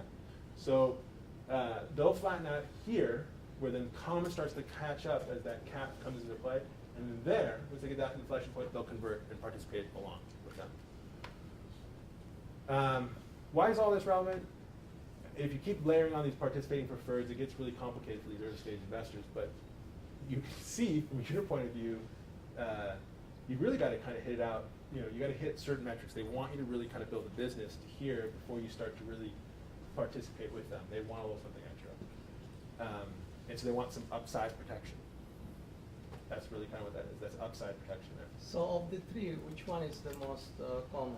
Yeah, non-participating preferred, right there. That's the most common. That's what's in the market now. I would strongly encourage like an investor that kind of comes with wanting some of the other stuff to move to this one, because in the early stage it can bite them, because Series B says, oh, you got participating preferred, I want that. That just layers it on top of your A investors. Then C says, oh, I want that too. And then D says, I want that too. And then your cap table really gets to a point where it's very hard. We have to have a high sale price. It's very hard to start getting common and or your Series A folks any money until you kind of give back all that money to the other D. Because typically what happens is you pay back your D investors, C investors, B investors, then your A, and then the common. Okay? If you're lucky enough, it could be all pari passu, but that typically they kind of stack it on top of each other. And that's called the liquidation preference, okay? So you hear about that, like what's the liquidation preference on this company? They've raised 50 million bucks. Well, if you keep kind of doing all pari passu and all that stuff, you get this scenario, but your set of our inflection point of 5 million bucks is at $50 million. So you just remember, before the common's ever gonna participate, before the common, you guys get anything, you gotta give those investors their money back. Okay? And so sometimes those liquidation preferences, like I'm doing a big reorg right now, and it's been a 3-step one. It's been kind of crazy. It should have just been one, but the investors have been stupid. And they really should just bit the bullet. But they had this liquidation stack of $86 million, and the company went like this and like this. And at $86 million, no investor is going to throw money in because the management is totally disincentivized, right? The company's now worth like $4 or $5 million bucks. So you wipe it all away and you start over fresh, right? And sometimes that's a bitter pill for the investors, but you've got to keep management energized to sell that thing, right? That's you guys. I think I'll get away. I was thinking that. No. Dividends just don't happen. Anti-dilution, not redemption. Am I going the wrong ways? Edge rights, protected provisions. Okay, so I actually want to talk about, when we get to venture financing, the key things are, how much am I getting diluted down? What's my ownership? Okay, that's money in your pocket, right? Board control. Do I control the board or not anymore?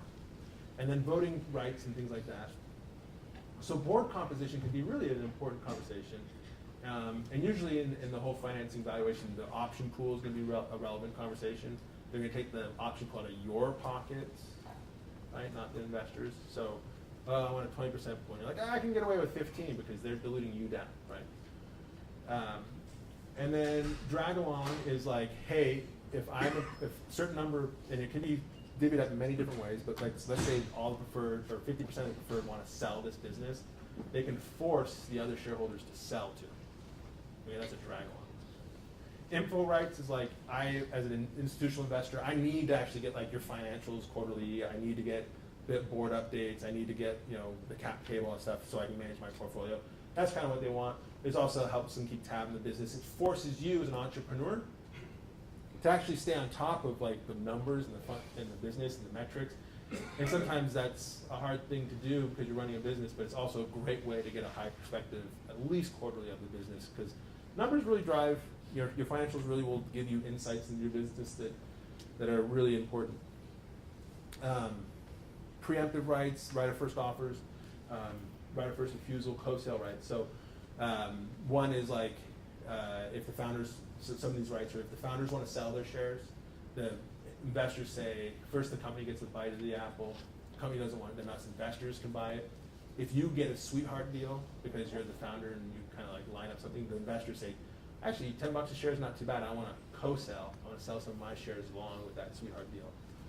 I don't want to get too much into it, but that's what's in a nutshell. And then registration rights is for going public, like, hey, if you go public, you need to register our shares. I know it's very high level, but.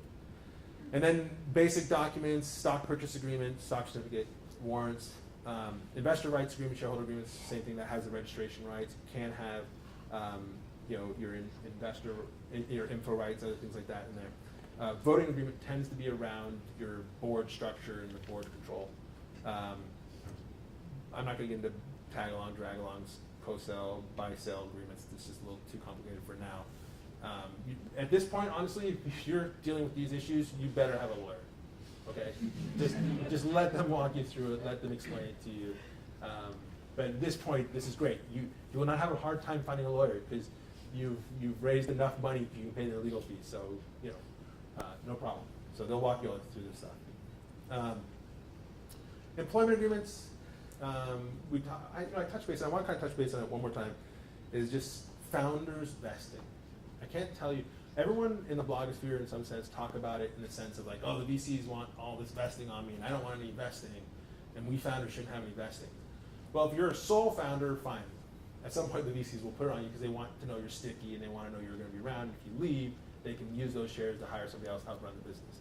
If there's 3 or 4 or 5 founders, it's a really actually important thing for you all to talk about amongst yourselves to have founders subject to vesting. Because this example's happened twice. 2 founders, 50-50. One of them, 6 months later, falls in love finally, and moves off to the Caribbean. I don't know why the Caribbean is always the place to go. And just doesn't want to put any energy into the business, right? So now you got one guy who owns 50% of your business, hang on to the Caribbean, and it was his new fiance, putting no effort into your business. And you are working your ass off to build this business. And no one's going to fund it because 50% of the shares are somewhere else, or you're just putting all this sweat equity. So the only way you can kind of get it back is if he agrees to it, and maybe not, usually not, because they're out and like, why should I, man? It was my idea, right? And like, my girlfriend says, I should do that 50%, maybe more, right? Okay, so you know how my conversations went. And you got to claw those shares back so you can give it to a new founder or something like that. So it's a really important conversation to have amongst the founders group, especially early on, so that everyone feels vested. And if something happens in your life, you can get those shares back and hire somebody else to build that part of your business. So that's kind of the stock repurchase one. Non-compete's not okay in California. Okay? So I'm not even going to get into it. Can you explain that? So yeah, non-compete agreements are not okay in California, except for in connection with the sale of business or a few other minor things. But what is a non-compete? No, I know what that is. What I meant was that, like, let's assume you got 2 co-founders from a particular domain, your domain, and now they don't want to, like, and you've given them, because you were, let's say, a single co-founder, a single founder, but you needed co-founders because investors are more happy with that, and you bring them in, and you give them, equity in your company. Now, since they're from that, from the same domain and they're already working, let's assume, if they want to say that, like, there should be a non-compete in the thing, so that they can work outside the company, is that legal? Okay, so the question is, can a 2-founder scenario, and then VCs are a little bit worried about one of the founders going out working outside the company on a separate project? If the co-founder wants to be able to, because he did not get that much equity, obviously. So, can he enforce a non-compete? No. He can't. So let me kind of give you guys a few scenarios on this point. So when you kind of typically have the founders join in the company, this is the next document, this proprietary information assignment dimensions agreement. Let's say all your founders are kind of come together. At that point, you're dumping in your intellectual property into this company, this organization, okay? And the company owns the idea, the company owns whatever you develop for them, and typically the founders will sign a stock they'll sign a stock purchase agreement, and part of that is a technology assignment group. So that deals with everything pre-formation or pre-issuance of the stock into the company, okay? Then going forward is this PIA, and that's dealing with anything I did with the business going forward, okay? You can't just steal a company's idea and go use it somewhere else, because then they can go after you, okay? Now, granted, early stage companies have really good resources, but that's kind of how it works. Like you signed up, you got equity, you got consideration for that intellectual property that you gave to the company. You can't necessarily steal it. And that's true in Silicon Valley. Like you're hired, if I was working for a VR company and I was doing a specific little task, I can't just steal that and take it away. They're gonna come back and say, look, you signed all these agreements that we own that. We paid you for that. No, they didn't. But so that's one thing. Now, if a founder wants to go out and start another company that's unrelated, there's nothing to stop them. It's not indentured servitude, right? And slavery's over. In the same domain. Yeah, no, that's fine. Like if it's not related to business, they could. A lot of people stay in the same domain, but if it's not necessarily competitive, you're not stealing that technology, or it wasn't something that was part of that business, and they go and set up stop.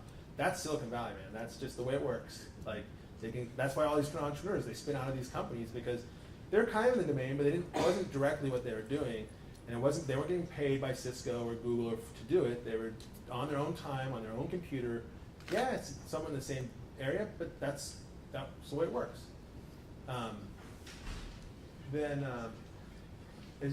And so that's the key thing. When you guys start these businesses, do it on your own time, your own computer, your own email, not your employer's, okay? You don't want to commingle your time, your intellectual property, your hard energy, because if you do get really successful, and it was kind of related to what you're doing, they may come after you because, sometimes it's a vendetta. I'll be honest, like I've seen companies come after people for vendettas for no reason whatsoever. But sometimes it's like, dude, they made it work. They got some real money. Our little division didn't work, and that guy was supposed to build it. Let's just claim it was ours. And you see some of those cases out in the news. Don't they have a fiduciary duty? So, you mentioned a good question. So if you are, let's say you're founders and you both are kind of elected as directors and officers of the company, you usurp some sort of corporate opportunities, yeah, you'd have some fiduciary issues there. We're digressing a little bit into the worst case scenarios, which, yeah, I deal with, they happen. And honestly, I was on a half-hour call today dealing with a very similar issue like that. But yeah, you want to trust your team, and bad things do happen. So, yeah, sorry. When you incorporate, you have to declare the 10 million, 20 million shares, and then a value that you associate with that, which is hard to compute. Yeah. However, I would be interested how that value impacts in relationship with that 409 Yeah. and then a serious valuation of the company.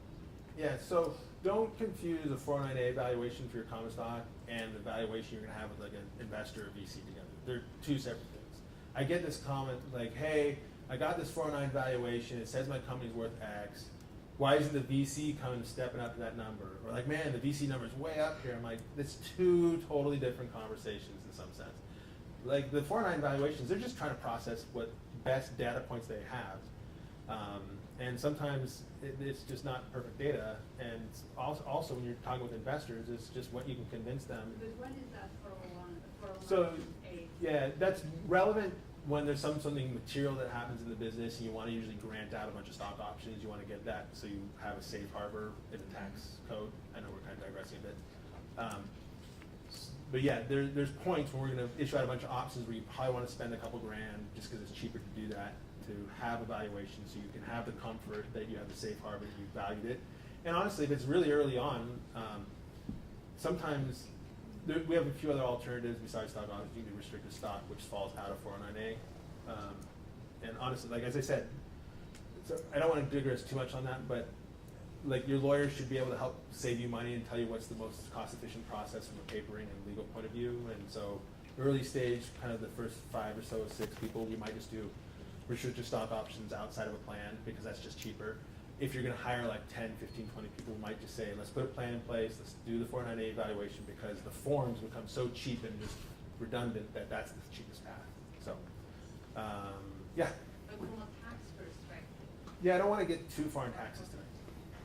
Question. For founder, what's typical vesting period? How long this usually be? And then secondly, besides the time, is that can be kind of performance driven? Also So the question was, what sort of standard vesting? So in the Valley, standard vesting for your rank and file folks is 4-year vesting, what we call a 1-year cliff. A 1-year cliff means that they don't vest until they hit their first 1-year anniversary, then they typically get 25% of their shares, and then they'll monthly vest after that for the remaining 148 each month. So that's standard. Now, what is it for founders? Like, honestly, you try to stay as normal as possible because, and you want to actually, this is really key, you actually want to stay as normal as possible on everything on your corporate formation. Your certificate of incorporation, your numbers, 10 million shares authorized, 3 to 5 million to your founders, looks normal. Everyone signed a PIA, everyone signed a standard stock purchase agreement, and everything kind of looks vanilla. Because what you want is your investor to focus on you, the product, and not necessarily worry about the corporate governance and all that kind of aspect of it. And you want to look generic. Because then it just removes an issue right off the table. And all they're doing is focusing on you and the business, and they don't have to worry too much about the corporate governance, especially early stage. It's just a waste of everyone's energy. So, with that said, is I would say that what I like to do, there's this dance at some point with the investors, usually in the equity round, between what is good for a founder to be vested or not, right? The VCs want some vesting. And everyone kind of advises a little bit different on this point. But I think you can legitimately say, I got some time served. I've been at this thing for 6 months, and usually up to about a year, okay? So you can kind of almost get your 3 years remaining vesting on it. And typically at that point, what I just say is just do the standard Silicon Valley 4-year with 1-year cliff, because you can set the vesting date back to when you started. You're probably about a year into it when you get the equity round. You're gonna be 25% vested no matter what, and it's just monthly vesting over it. So, and then there's a couple other little sweeteners on that, and I know I'm digressing off these minutes, or these notes, but there's a couple concepts. Is what happens in a sales business, okay? And should I get some sort of acceleration? Okay, there's what we call a single trigger. And that's just, there's a sales business, that's the trigger, single. And do I invest 50% or 100%, okay? A lot of VCs don't tend to like to see a single trigger built into the founding shares, but you can argue for it. You may lose, you may win. It tends to be in the realm of 25, 50%. The other one that's most common is what we call double trigger. And that's when there's the sale of the company. And then after that sale, you get fired. Because most likely you're going to get acquired by the business and they want you to come over. You guys are going to be really valuable to that acquirer, at least for a good 6 months as they ramp you in, or drain your knowledge and then get rid of you. But at that point, you say like, hey, if I get sold and I bring value to the business, and then I get fired, I should get value. I should get my shares value because I really added the value to this business and got that number. And that's a legit thing to ask for a double trigger and 100% acceleration. And so what that means is like, if I sell the business and they fire me 6 months, 12 months after, I get all my shares. I get value. Candidly, most companies don't get sold for 6, 9, 10 years. So you're going to be fully vested. So you're going to have a dance anyways with the acquirer over vesting, but you typically are fully vested at that point anyways. So the risk you run on vesting is the VCs come in, they don't like you, and they fire you, and then you walk away with your own 25% of your holdings, not 20% of the business, but 20% of your holdings. And that's a risk. That's a real honest risk. But the VCs can only fire if they have a majority. Well, so yeah, so again, it comes down to the conversation about board control and voting rights and all that kind of stuff, and they're going to have this dance, and do they get 3 board members? 3 board members can remove certain people, but then do they own 50% of the shares, and can you put a director on? It gets complicated about that whole dance, and you do need a little bit of guidance kind of going through it. Early stage, it's like, look, they're betting on you. They really are betting on you. Number one, we'll get into it, and then 2, the concept, the market, all kind of stuff. They don't push maybe as hard for the board control until there's a real round. But yeah, everyone is sizing everybody up in every way of life. It's true in a startup. And, and actually I'll give you one sort of special little tidbit is the company's going to change you're going to change, the dynamic's going to change, the market's going to change.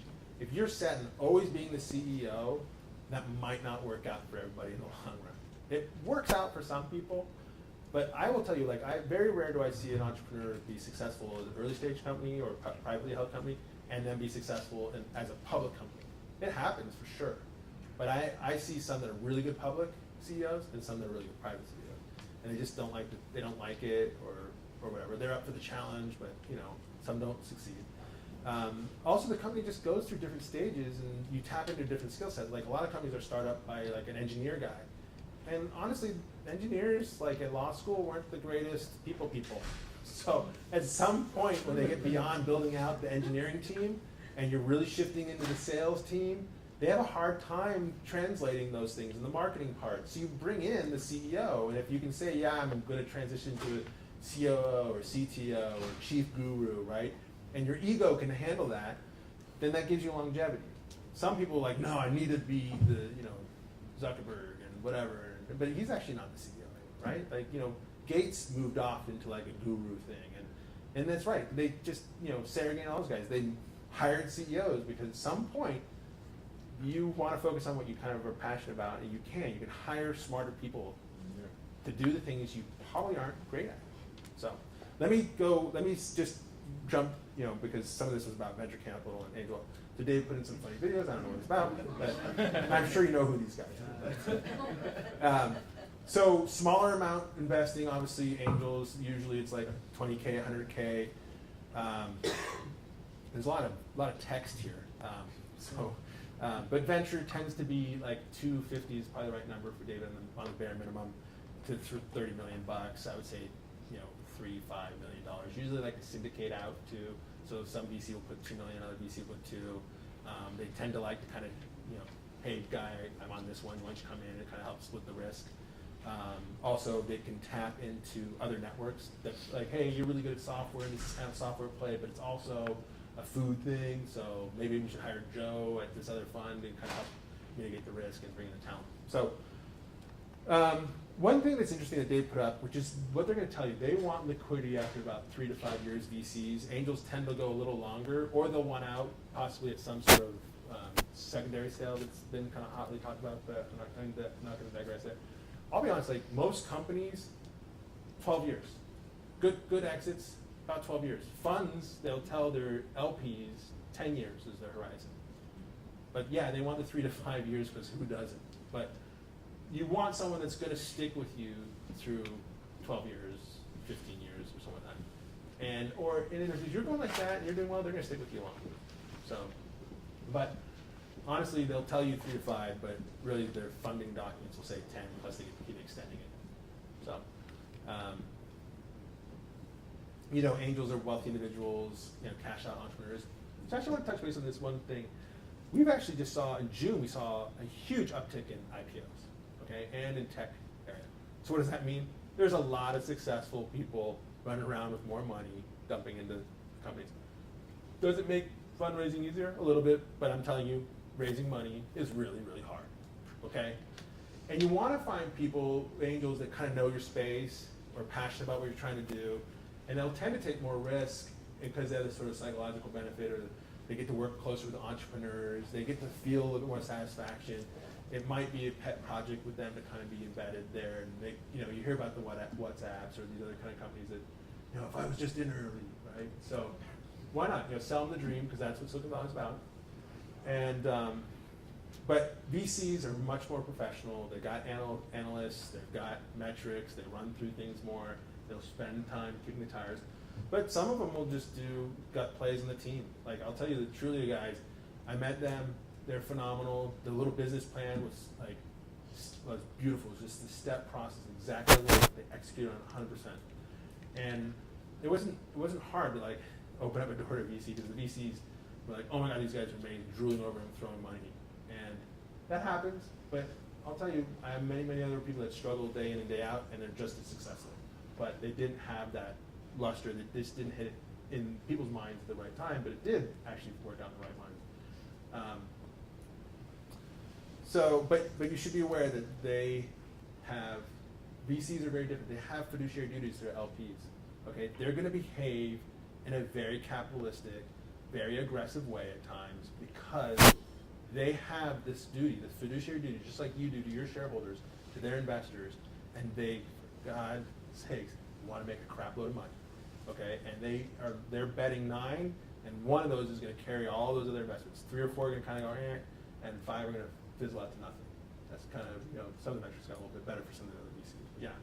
So as we know, they have their fiduciary duties to their LPs, but oftentimes they sit on the board of directors, and therefore they have fiduciary duties to the shareholders of the business as well. Yeah. So therefore, a lot of times deals are done kind of fait accompli. Where is that playbook? Where do we learn how to do that as founders? No, so that's a really complicated, nuanced question, and yeah, they actually have a very complicated. I just like one. I do help out this one little venture fund, and the call I had was, okay, I'm wearing these hats, and how do I navigate this thing? Because I'm a shareholder, I'm a director, and I got my LPs riding my butt on this thing. Like, what do I do? And I don't want to get into details of it, but yeah, there's the fait accompli. You got to be very careful at that, because that can actually really bite you on the shareholder thing. You really got to go through these processes, and the VCs are kind of sensitive to it, because they will have someone on the board, or maybe they will not want to take a board seat. Like, actually, we've had a couple of VC funds where they'll say I want a board seat, but they'll leave it vacant because they don't want to wear that director hat, because they want to act like more of a shareholder. They want to push on the shareholder rights more than being subject to the director part of it. Yeah, it's very nuanced. Tonight's not the night to kind of chat about that one, but I can happy to talk to you more about it later if that's really kind of hitting you home, but I don't think it should be relevant for early stage here. So yeah, angels tend to invest in ideas. They really get, that's what I actually kind of like about the VR space. VR space, virtual reality, it's really kind of up and coming, but a lot of it's just like selling a dream in some sense. There's really not yet a mature marketplace out for it. So you see people who are just passionate about it, but they don't see the end result. VCs tend to be like, hey, there's liquidity on this, there's liquidity on that, similar company, let's go on this one. I can see how I can get my money out of it. I can see the marketplace maturing, and then they'll jump in. But there are funds that will raise larger amounts to ride out new trends. Again, it just comes down to what that fund's focus is. So look on the website, it's pretty obvious usually. But when you're talking with them, like they'll say, I do early stage, or like, you know what, I want to do a company that's going to take 10 years to build, and I got like this $200 million fund from China to do it, and let's go for it. And you're like, great, that's a lot of money, let's do it. But yeah. What if you want to skip the angel? What should you have as a value before you start looking? So if you want to skip the angel, which is a great question, because now startups are getting a lot cheaper to kind of do. You just really what the VCs are tending to look for is a solid team, and then some data metrics. You went to market, you showed that you dominated some small vertical, or you have something that you can demonstrate to them is working, a little bit of a mousetrap. And if you can just dump in $5 million, $3 million, or something like that, we can literally expand this vertical, and then we can start going across. They want to see that. They want to see where they can quickly throw in money to kind of really watch this business grow. And every little space is going to be different, but typically now a lot of it is kind of like, I want to see some revenues, I want to see some customers, I want to see this widget working in this space. And then you skip the angel. Yeah. And and the other ones too is like the serial entrepreneurs, like trust me, like they've done 2 or 3 awesome exits, and they just walk into like, hey, I just want to like kick around this idea. VCs are like, here's a check, just go hang out in your little think tank and figure it out. I've seen that happen too. I wish we were all like that, but it takes time to build that. Angels do expect high returns, and they hear a lot of those stories where they get like these huge windfalls. They tend to take small ownership in the business, which is good. But they write small checks, and you're dealing with more people. You're raising multiple people, so that's a little bit bit of a distraction. VCs expect a 10 to 1 return. I think that's about right. Like, honestly, most VCs, like VC funds, if you take off the top 5, you lose money. They just, top 10, top 5, they don't do well. But they're all gunning for huge returns, like 10 year, like the Sequoias and Kleiners and August Capitals and all that kind of stuff, they're doing pretty good. You know, and if you take the whole VC kind of return fund in and of itself and kind of aggregate it all in there, they're looking at a 20-30% return. It's not too bad. Year to year, but yeah. So just remember, they're swinging for the fences. They're swinging for the fences for the huge home run.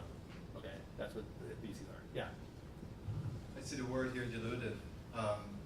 What's the current trend? Because I've heard a lot of people talking about non-dilutive shares or non-dilutive, whatever they invest in, they don't want to have any dilution at all. So what's the trend right now in the VCs? Is that the VCs not wanting to be diluted? The angels, sorry. Angels? There are people that want to kind of maintain a certain percentage at that first series financing. After it, they're going to get diluted. They're going to say, I want my X percentage for my $500,000 at that A round. So that's kind of like the evaluation cap kind of question. There's no, I mean, look, the way they don't get diluted is they keep putting in more money. You know, and angels tend to not to be able to do that. They can't write the big checks. They can't go the long game, usually. So maybe the little syndicated funds can go an extra round, but not too much more than that, to be honest. That's what the VCs are a little bit more valuable. They got a big fund, they can go the extra round, they can go the extra play, they can show you through harder and harder times, because if you keep selling them on the upside, they'll be there for you. I got so many companies that have been out there for 9-10 years, and they're going like this, and some of those VC funds really are doubling down, and they got the funds. Some they just cut off, and we're done. But the angels rarely have I ever seen stick it out beyond, their first initial investment. But the nice thing too is some of these angels, they become advisors and they still want their equity to turn into something. They still want your dream to turn into something, and they'll be there for you and still open up great relationships. So always don't forget your investors. I think I said that. Like, leverage them throughout the whole process. Always be kind to them. So anyways, I think we're getting, let's see here. Let's see where we're at. There was a Q&A thing, and I know I'm running over because I always talk much, but we had a lot of Q&A during it, so it's okay. Let me skip through. So angels tend to know their little space and what they did and how they were successful. I loved it when we had a little WhatsApp angel investor come in and said, dude, I'm shooting for a 300% return like in a year. I'm like, yeah, that was awesome for WhatsApp, but like that doesn't happen all the time. So like you're totally unrealistic expectations, just totally unrealistic. But they only know what they know, right? And VCs are the same, but the nice thing about VCs, they see a lot more deal flow, they see a lot more variation, they have a lot more kind of institutional knowledge and things like that, so they can see those different permutations, and they have a lot more patience in some sense. Sometimes. Sometimes they have none, but. So just founder kind of thing real quick, or entity formation. C Corp is the most common. What is C Corp? Basically, we do Delaware. As I said, just be plain vanilla. Just Delaware C Corp. Why Delaware? Because it's most director friendly. It's simple. You will spend less money dealing with Delaware than you would deal with California. Like today, I had one form for California, and I've submitted this thing 50 times. Today, they rejected it for one stupid little thing, because you're never going to get. And in Delaware, you could literally scrawl stuff onto crayon and submit it in. You're good to go, and your financing's not held up. Okay, but the more they feel comfortable with that, the better. So why not an S corp for venture financing? Why not an LLC? Is they have LPs. Those are flow-through tax entities, and you got to generate K1 tax returns. And the last thing a VC fund wants to do is take your K1, split it up amongst the thousands LP, and send it off to their folks. And they have a bunch of other issues too, like ERISA and all that kind of stuff. But that's why VCs tend to say nah. Now, there are investors, sort of angels or family offices or certain kind of groups, and not really the VCs, that they'll do a cash flow positive business because they're family office. They don't really care, it's just them. But this is it, the C Corp. The whole purpose is to grow value in the business and sell it, and you all get capital gains. That's the purpose. If you want this cash flow business and this family business running forever, don't take money from VCs, but then, yeah, think about the S Corp LLC thing. Yeah. So let's say you have two co-founders and you're starting with the C Corp. Yeah. Should we go with 50-50% or 25-25 and hold the 50 for future VC? So this is actually, I'm going to answer this question. So the question was, what do I do when I form a C Corp? Do I do 50-50 with the founders, or do 25-25 to the founders, hold 50% for the VCs? They kind of said earlier, it's 100% to the founders. Because what happens is you give 100% to the founders, and then the VCs will come in. Let's just say they want 50% of the business. The founders will get their 50%, and the VCs will have their 50. But at that initial formation, there's only 100% of the pie. You don't reserve something for the investors, because you don't know what they want. You don't know. You don't reserve or set aside that, because you don't know. If you had a crystal ball, that's I want to be with you because you can be the most amazing VC. But no, it's just 100%. Don't get complicated. The future will kind of play out the relative percentages. So they do loans, convertible notes, common stock, first stock. I want to talk. Let's see here. So here's some advantages with their angel groups, right? So like group of people kind of come together. Screening, you can actually talk with them more. You can help improve your pitch or plan when you go to the real VCs. They actually have a pretty good sounding board. If there's a group of them, you might be a little bit more efficient to pitch 2 or 3 leaders in that group, and then they raise through a syndicate. They tend not to do an enormous amount of diligence, so lower due diligence, or like 1 or 2 people, as they say, can take the lead on it. Honestly, usually startups don't have a whole lot of diligence. It's just meeting you. It's believing in your concept and believing in you. The disadvantages, yeah, one shot, like someone doesn't like you, you're kind of out, or no iteration. They tend to say, here's my terms, this is how we do it in our fund, and you're kind of like stuck with it. If it is a group of angels, you tend to be disenfranchised with your investors, and you don't get to leverage that. One of the things, as I said, the investors can be really valuable, and if they don't have enough insight and they can't really help you, if they don't have enough information, if you can't get to them, you can't leverage that group as well as you'd make. And then they're a little bit less strategic because they just kind of like lump together. How you access them? Referrals from lawyers. Actually, it's interesting. So yes, we refer all the time. But actually, I found the best thing for you guys, this is literally the best way to make money, is a warm intro for someone who's been successful, or someone that's trusted with these people, that they trust their opinion. They trust, like in the VR space, like someone that's like kind of the guru, and like, yeah, dude, these guys really actually have something going. That guru is going to be a better intro than a lawyer. You know why? And every lawyer in Silicon Valley is going to sell you, like, I make intros. Yeah, we make intros. But I have a total vested interest in you getting funded. The VCs know it. They know it. I'm walking in, I'm trying to get you all funded. You're my clients. So yeah, like I send like my good ones and like the time-ready ones and try the specific, it works. But they also kind of know, like, yeah, okay, like if he can get funded, the guy's getting paid too. Okay? So just, and accountants, sometimes similar, same. Websites, cold calls, they're hard. Those are hard. Events are a good place to kind of meet up and things like that. Those work. But if you can get those warm intros via LinkedIn, via your college friends, whatever, and just be like, hey, I know you know so-and-so, you believe in my company, can you just put in a nice word just to do an intro for that guy? And just say something like tell them if you think we're good. Those are the best ones. Especially if they made that person money, those are even better. Like this guy, oh man, he made me money and he sent me something, he must be good. Okay? It takes time to build up that network. It just does. Fundraising is really, really, really hard. Okay? So Jobs Act. So this is one I'm going to plow through really fast. But in 2012, they put in this, and I hate when they do an acronym to try to jumpstart our business startups. But the idea was to kind of have more crowdsource, general solicitation stuff. It's complicated. For God's sakes, have a lawyer talk to you and dissuade you from doing it, because at this point the SEC has really kind of got a bunch of, and still got a lot of ways to go to kind of put in rules and regulations.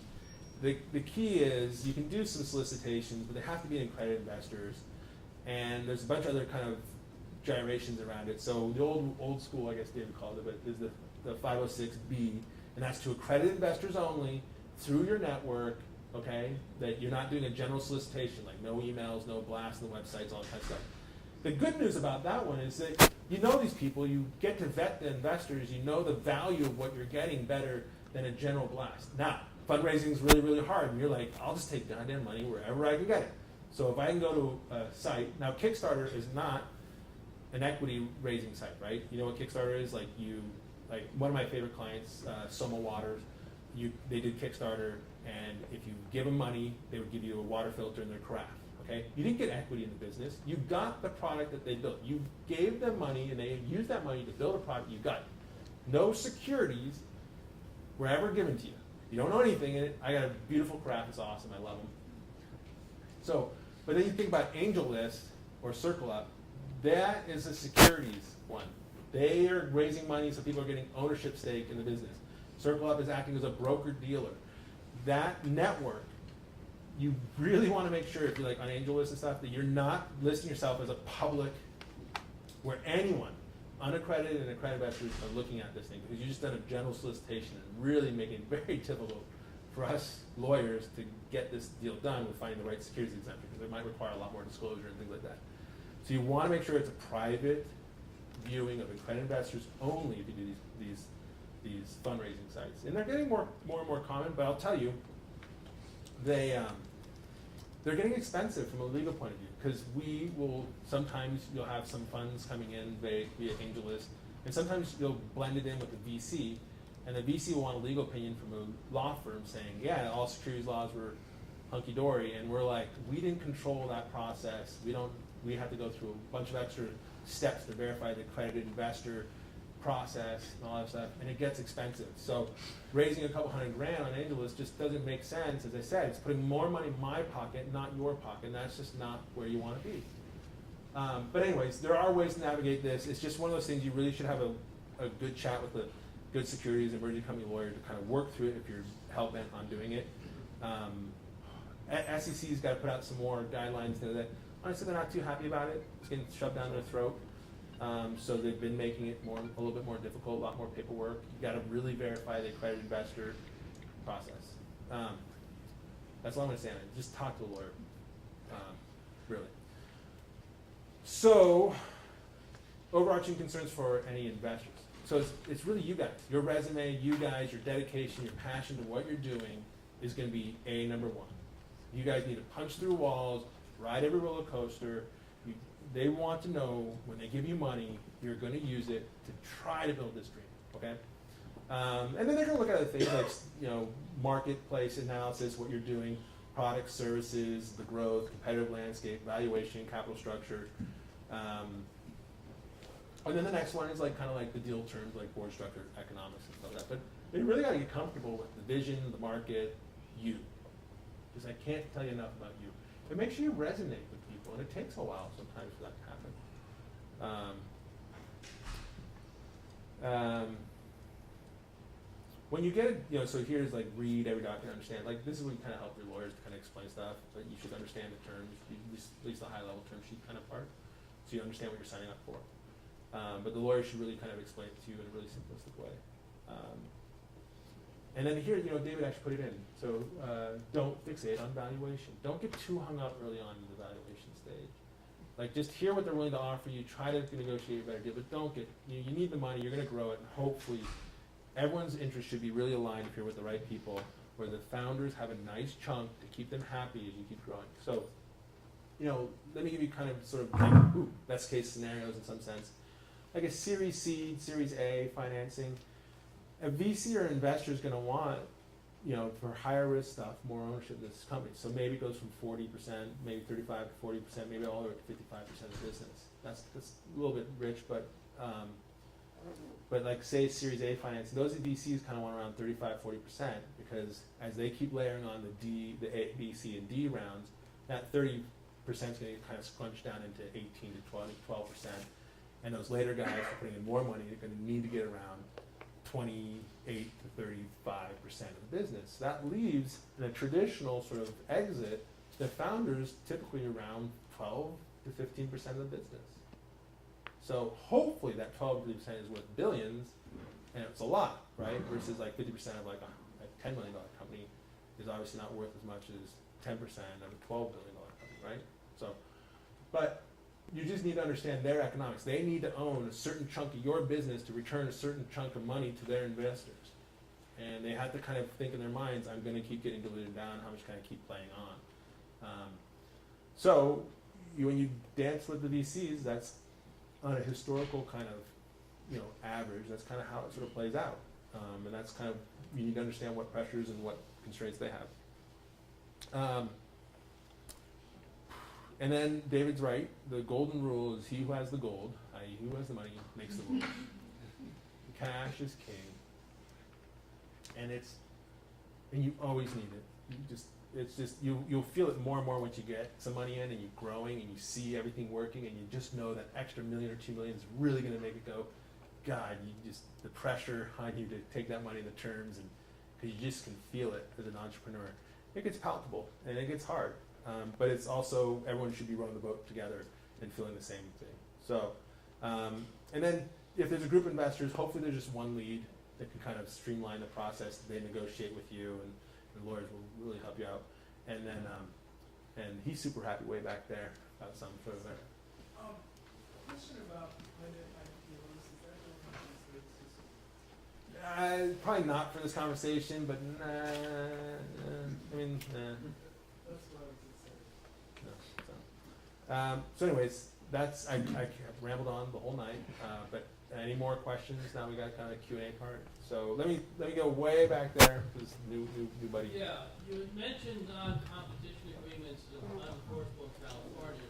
You all know, but the question is, Except in connection with for sale a business. company domiciled in California, do we have non-competition agreements with those employees that are domiciled outside of California? Yeah. It's done under federal law or under The state. their home state law? State.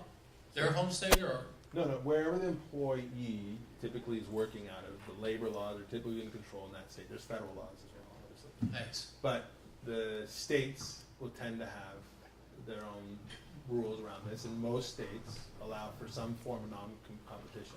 California is very employee friendly, and less in connection with the sale of business than a few other nuances, but they're typically non-enforceable in California. And the nuance there is, like, if you try to put one in, then California courts may throw out the whole document that it's with. And that could be tying into your PIA, which is assignment of intellectual property. So just be very careful. Yeah. Two questions. One, Delaware C Corp is obviously the most popular. What would be the incentive for someone to actually make it a California C Corp or any other state? Like, why would someone even do that if it's so much more complicated? Yeah, so the reason you see other states is that they formed it themselves. And so the question was, what's the incentive for forming another state? They're really, to be honest, like, if you're going to raise funds and deal with Delaware is just so much cheaper in the long run. You're going to save money just dealing with Secretary of State. And investors just like it because it's just a well-known body of law for the most part. And the courts are great for dealing with corporate issues for the most part. It's efficient. So why do we see California corps like Apple and other things like that? Well, typically, like, a lot of founders will just sort of go to LegalZoom and they'll just form it and say they're in. To be honest, oftentimes we'll end up having to convert that entity into Delaware to get the fundraising done. And the reason why they might do it is they don't want to pay franchise tax in 2 states when they're all located here in California or some other state, Illinois or whatever. I have one company that wanted to form in Illinois. But yeah, does that answer your question? Yeah, totally. And also my second question, totally unrelated, is that what are some red flags when seeing term sheets and talking with VC firms and so forth? What are some common red flags? Well, that you would come yeah, so when you're dealing with a real professional VC, to be honest, like, their term sheet should be pretty slim, especially early stage. If it gets too, fancy and too complicated and overstructured, and it just doesn't make sense for the deal or your company, that's a red flag. Some companies it makes sense, like where they stage the funding and just the conversation you have. You just have to feel okay on a business level. But sometimes when it's like, oh, I want full ratchet and I want, like, non-participatory, and I want, like, security agreement and all that stuff. It's like, okay, well, you're talking to someone on the East Coast, and it's just they don't get your business, right? I mean, unless you have a bunch of assets, unless it really is an asset, physical asset business, then maybe. But those tend to be it. Like a lot of the angels and VCs, or like, usually, honestly, the angel guys is like, hey, I won't invest in anything 300% return. It's kind of like, WhatsApp was cool, but that was not a long time, and then he's gonna have unrealistic expectations as you grow the business. And if you get 300%, fantastic. We all wish for that. It just takes longer sometimes. And just so some people who have unrealistic expectations, that tends to be a red flag. And the other ones, when they get way too complicated, or they want way too much for you for way too little money. So, for example, like, we had a guy who wanted to put $10 million or $10,000 in, and the requests he had, I felt like we were going through a full M&A. And I'm like, for $10,000, screw this. No way. I mean, just me answering it's gonna cost him $10,000. So no, it's like, it's an indication that guy's gonna be a pain in the ass when times are tough or when you do the next fundraising. Just, you don't want them on your cap table. And that's what's hard about the crowdfunding is you don't know who's gonna be on your cap table. And you don't really know those people. And if they own any kind of chunk that can kind of mess around with voting rights or be like, oh man, I put money in, it's not working out, and they like get in the blogosphere and all that stuff, it's not good. You want your investors to be supportive no matter what. And that's why the communication is really important. Stay in touch with your investors because you don't want them going out bad-mouthing you because they didn't hear anything. Yeah? Well, you answered a bit of it. I was just going to ask you, what are the 3 or 4 icebergs that an angel investor might put in front of you that'll ruin a deal with the venture capitalist later on? Because they'll look at the deal and say, hey, this is too screwed for me to be involved no matter what. Yeah, the too sweet of terms on the bridge debt might be one where they get too large of an ownership when you do the actual equity round. Then you're in a situation where you got to go back and negotiate with shareholders. So that's one where it's just too sweet of a deal and you just take it and you're like, this is really going to kind of put you in a tight bind possibly. The most strategic investors, things like that, like a big right to like keep participating constantly or have a fixed percentage ownership, that's like not going to go over well. And honestly, if it's like I always get a board seat kind of thing and no one knows who this guy is or girl, that's been one scenario where I'm like, they got to pony up some big money and they got to know the VCs and it's just got to be the right fit. The company always changes and so should your advisors and possibly your board and maybe even you guys to different roles as you grow the business. Just be open to your when you're building customers, be open to the market. But also be open to what your VCs are telling you and how you can grow. And they're going to be pretty patient, but at some point, one of my favorite CEOs said, hey, the biggest turning point for me in my business was when I realized I hated sales and I sucked at sales. And I could hire someone to do sales. And he hired a great salesperson and all of a sudden the company just went, he's like, wow, why didn't I realize I could just hire people to do the things I hated and I wasn't great at? My company just went through the roof. Now that's hard to do when you're doing a startup because all you're going to offer up is equity. And maybe you don't need sales and marketing people early on or at some point you sort of ramp it in. But just so you know, you can struggle through at points and then you just sort of realize what things you're good at, what things you aren't, and what things you kind of grow at and what things just don't make sense for you to, and you can hire those people and trust in your team. If the technology was developed outside the U.S., is it better to keep the intellectual property outside or over here because of taxes? So the question, and we'll probably wrap this up soon, I guess, but the question was, if the intellectual property was developed outside the United States, does it make sense to bring it in? So, or not. So, if your market's the U.S., a lot of VCs, unless you have a really compelling tax reason, will want you to bring that intellectual property into the U.S. because they want to know they're investing in a U.S. company and the intellectual property's here, and they're going to end up selling it here, and you're here, and all that stuff. So that tends to be the guiding part, except for, hey, if there's a compelling tax reason to have it in the Cayman Islands or some weird jurisdiction. Can a U.S. company own that company as a holding company? Sure. Will that be okay with them? If it makes business sense and tax sense and all that stuff, and you convince it, yeah, sure. But typically, like these early stage companies, that's like, they just want to know you're here, the intellectual property's here, they can sell it here. They want to know they can sell whatever you build relatively easy because they want liquidity. But if you, like I do a lot of work with Australian companies, and it makes sense to do a lot of intellectual property over there because they have an R&D tax credit that really puts money back in the pockets of the company really quick, for the most part. And so you're getting engineered dirt cheap in Australia, which is really good. They speak English and you can actually work around the clock because the government's giving you a bunch of money. So those scenarios, yeah, they'll be like, I get it. But it takes more conversations. It's out of the vanilla. And then that just, you lose investors or at least the attention span sometimes. So you just run that risk. Maybe a couple more really good questions and then the rest, one-on-one with Jason.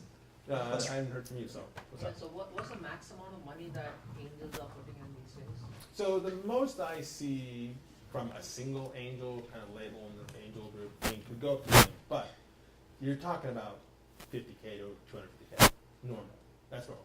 And what is the funding round for sort of a Series seed financing is usually getting it into equity components, not the convertible note. 1.5 million to 2, maybe. You know, there's obviously a few outliers that go a little higher. Yeah, I've done a couple around 3, but you know, I would say 1.5 million is kind of like the sweet spot.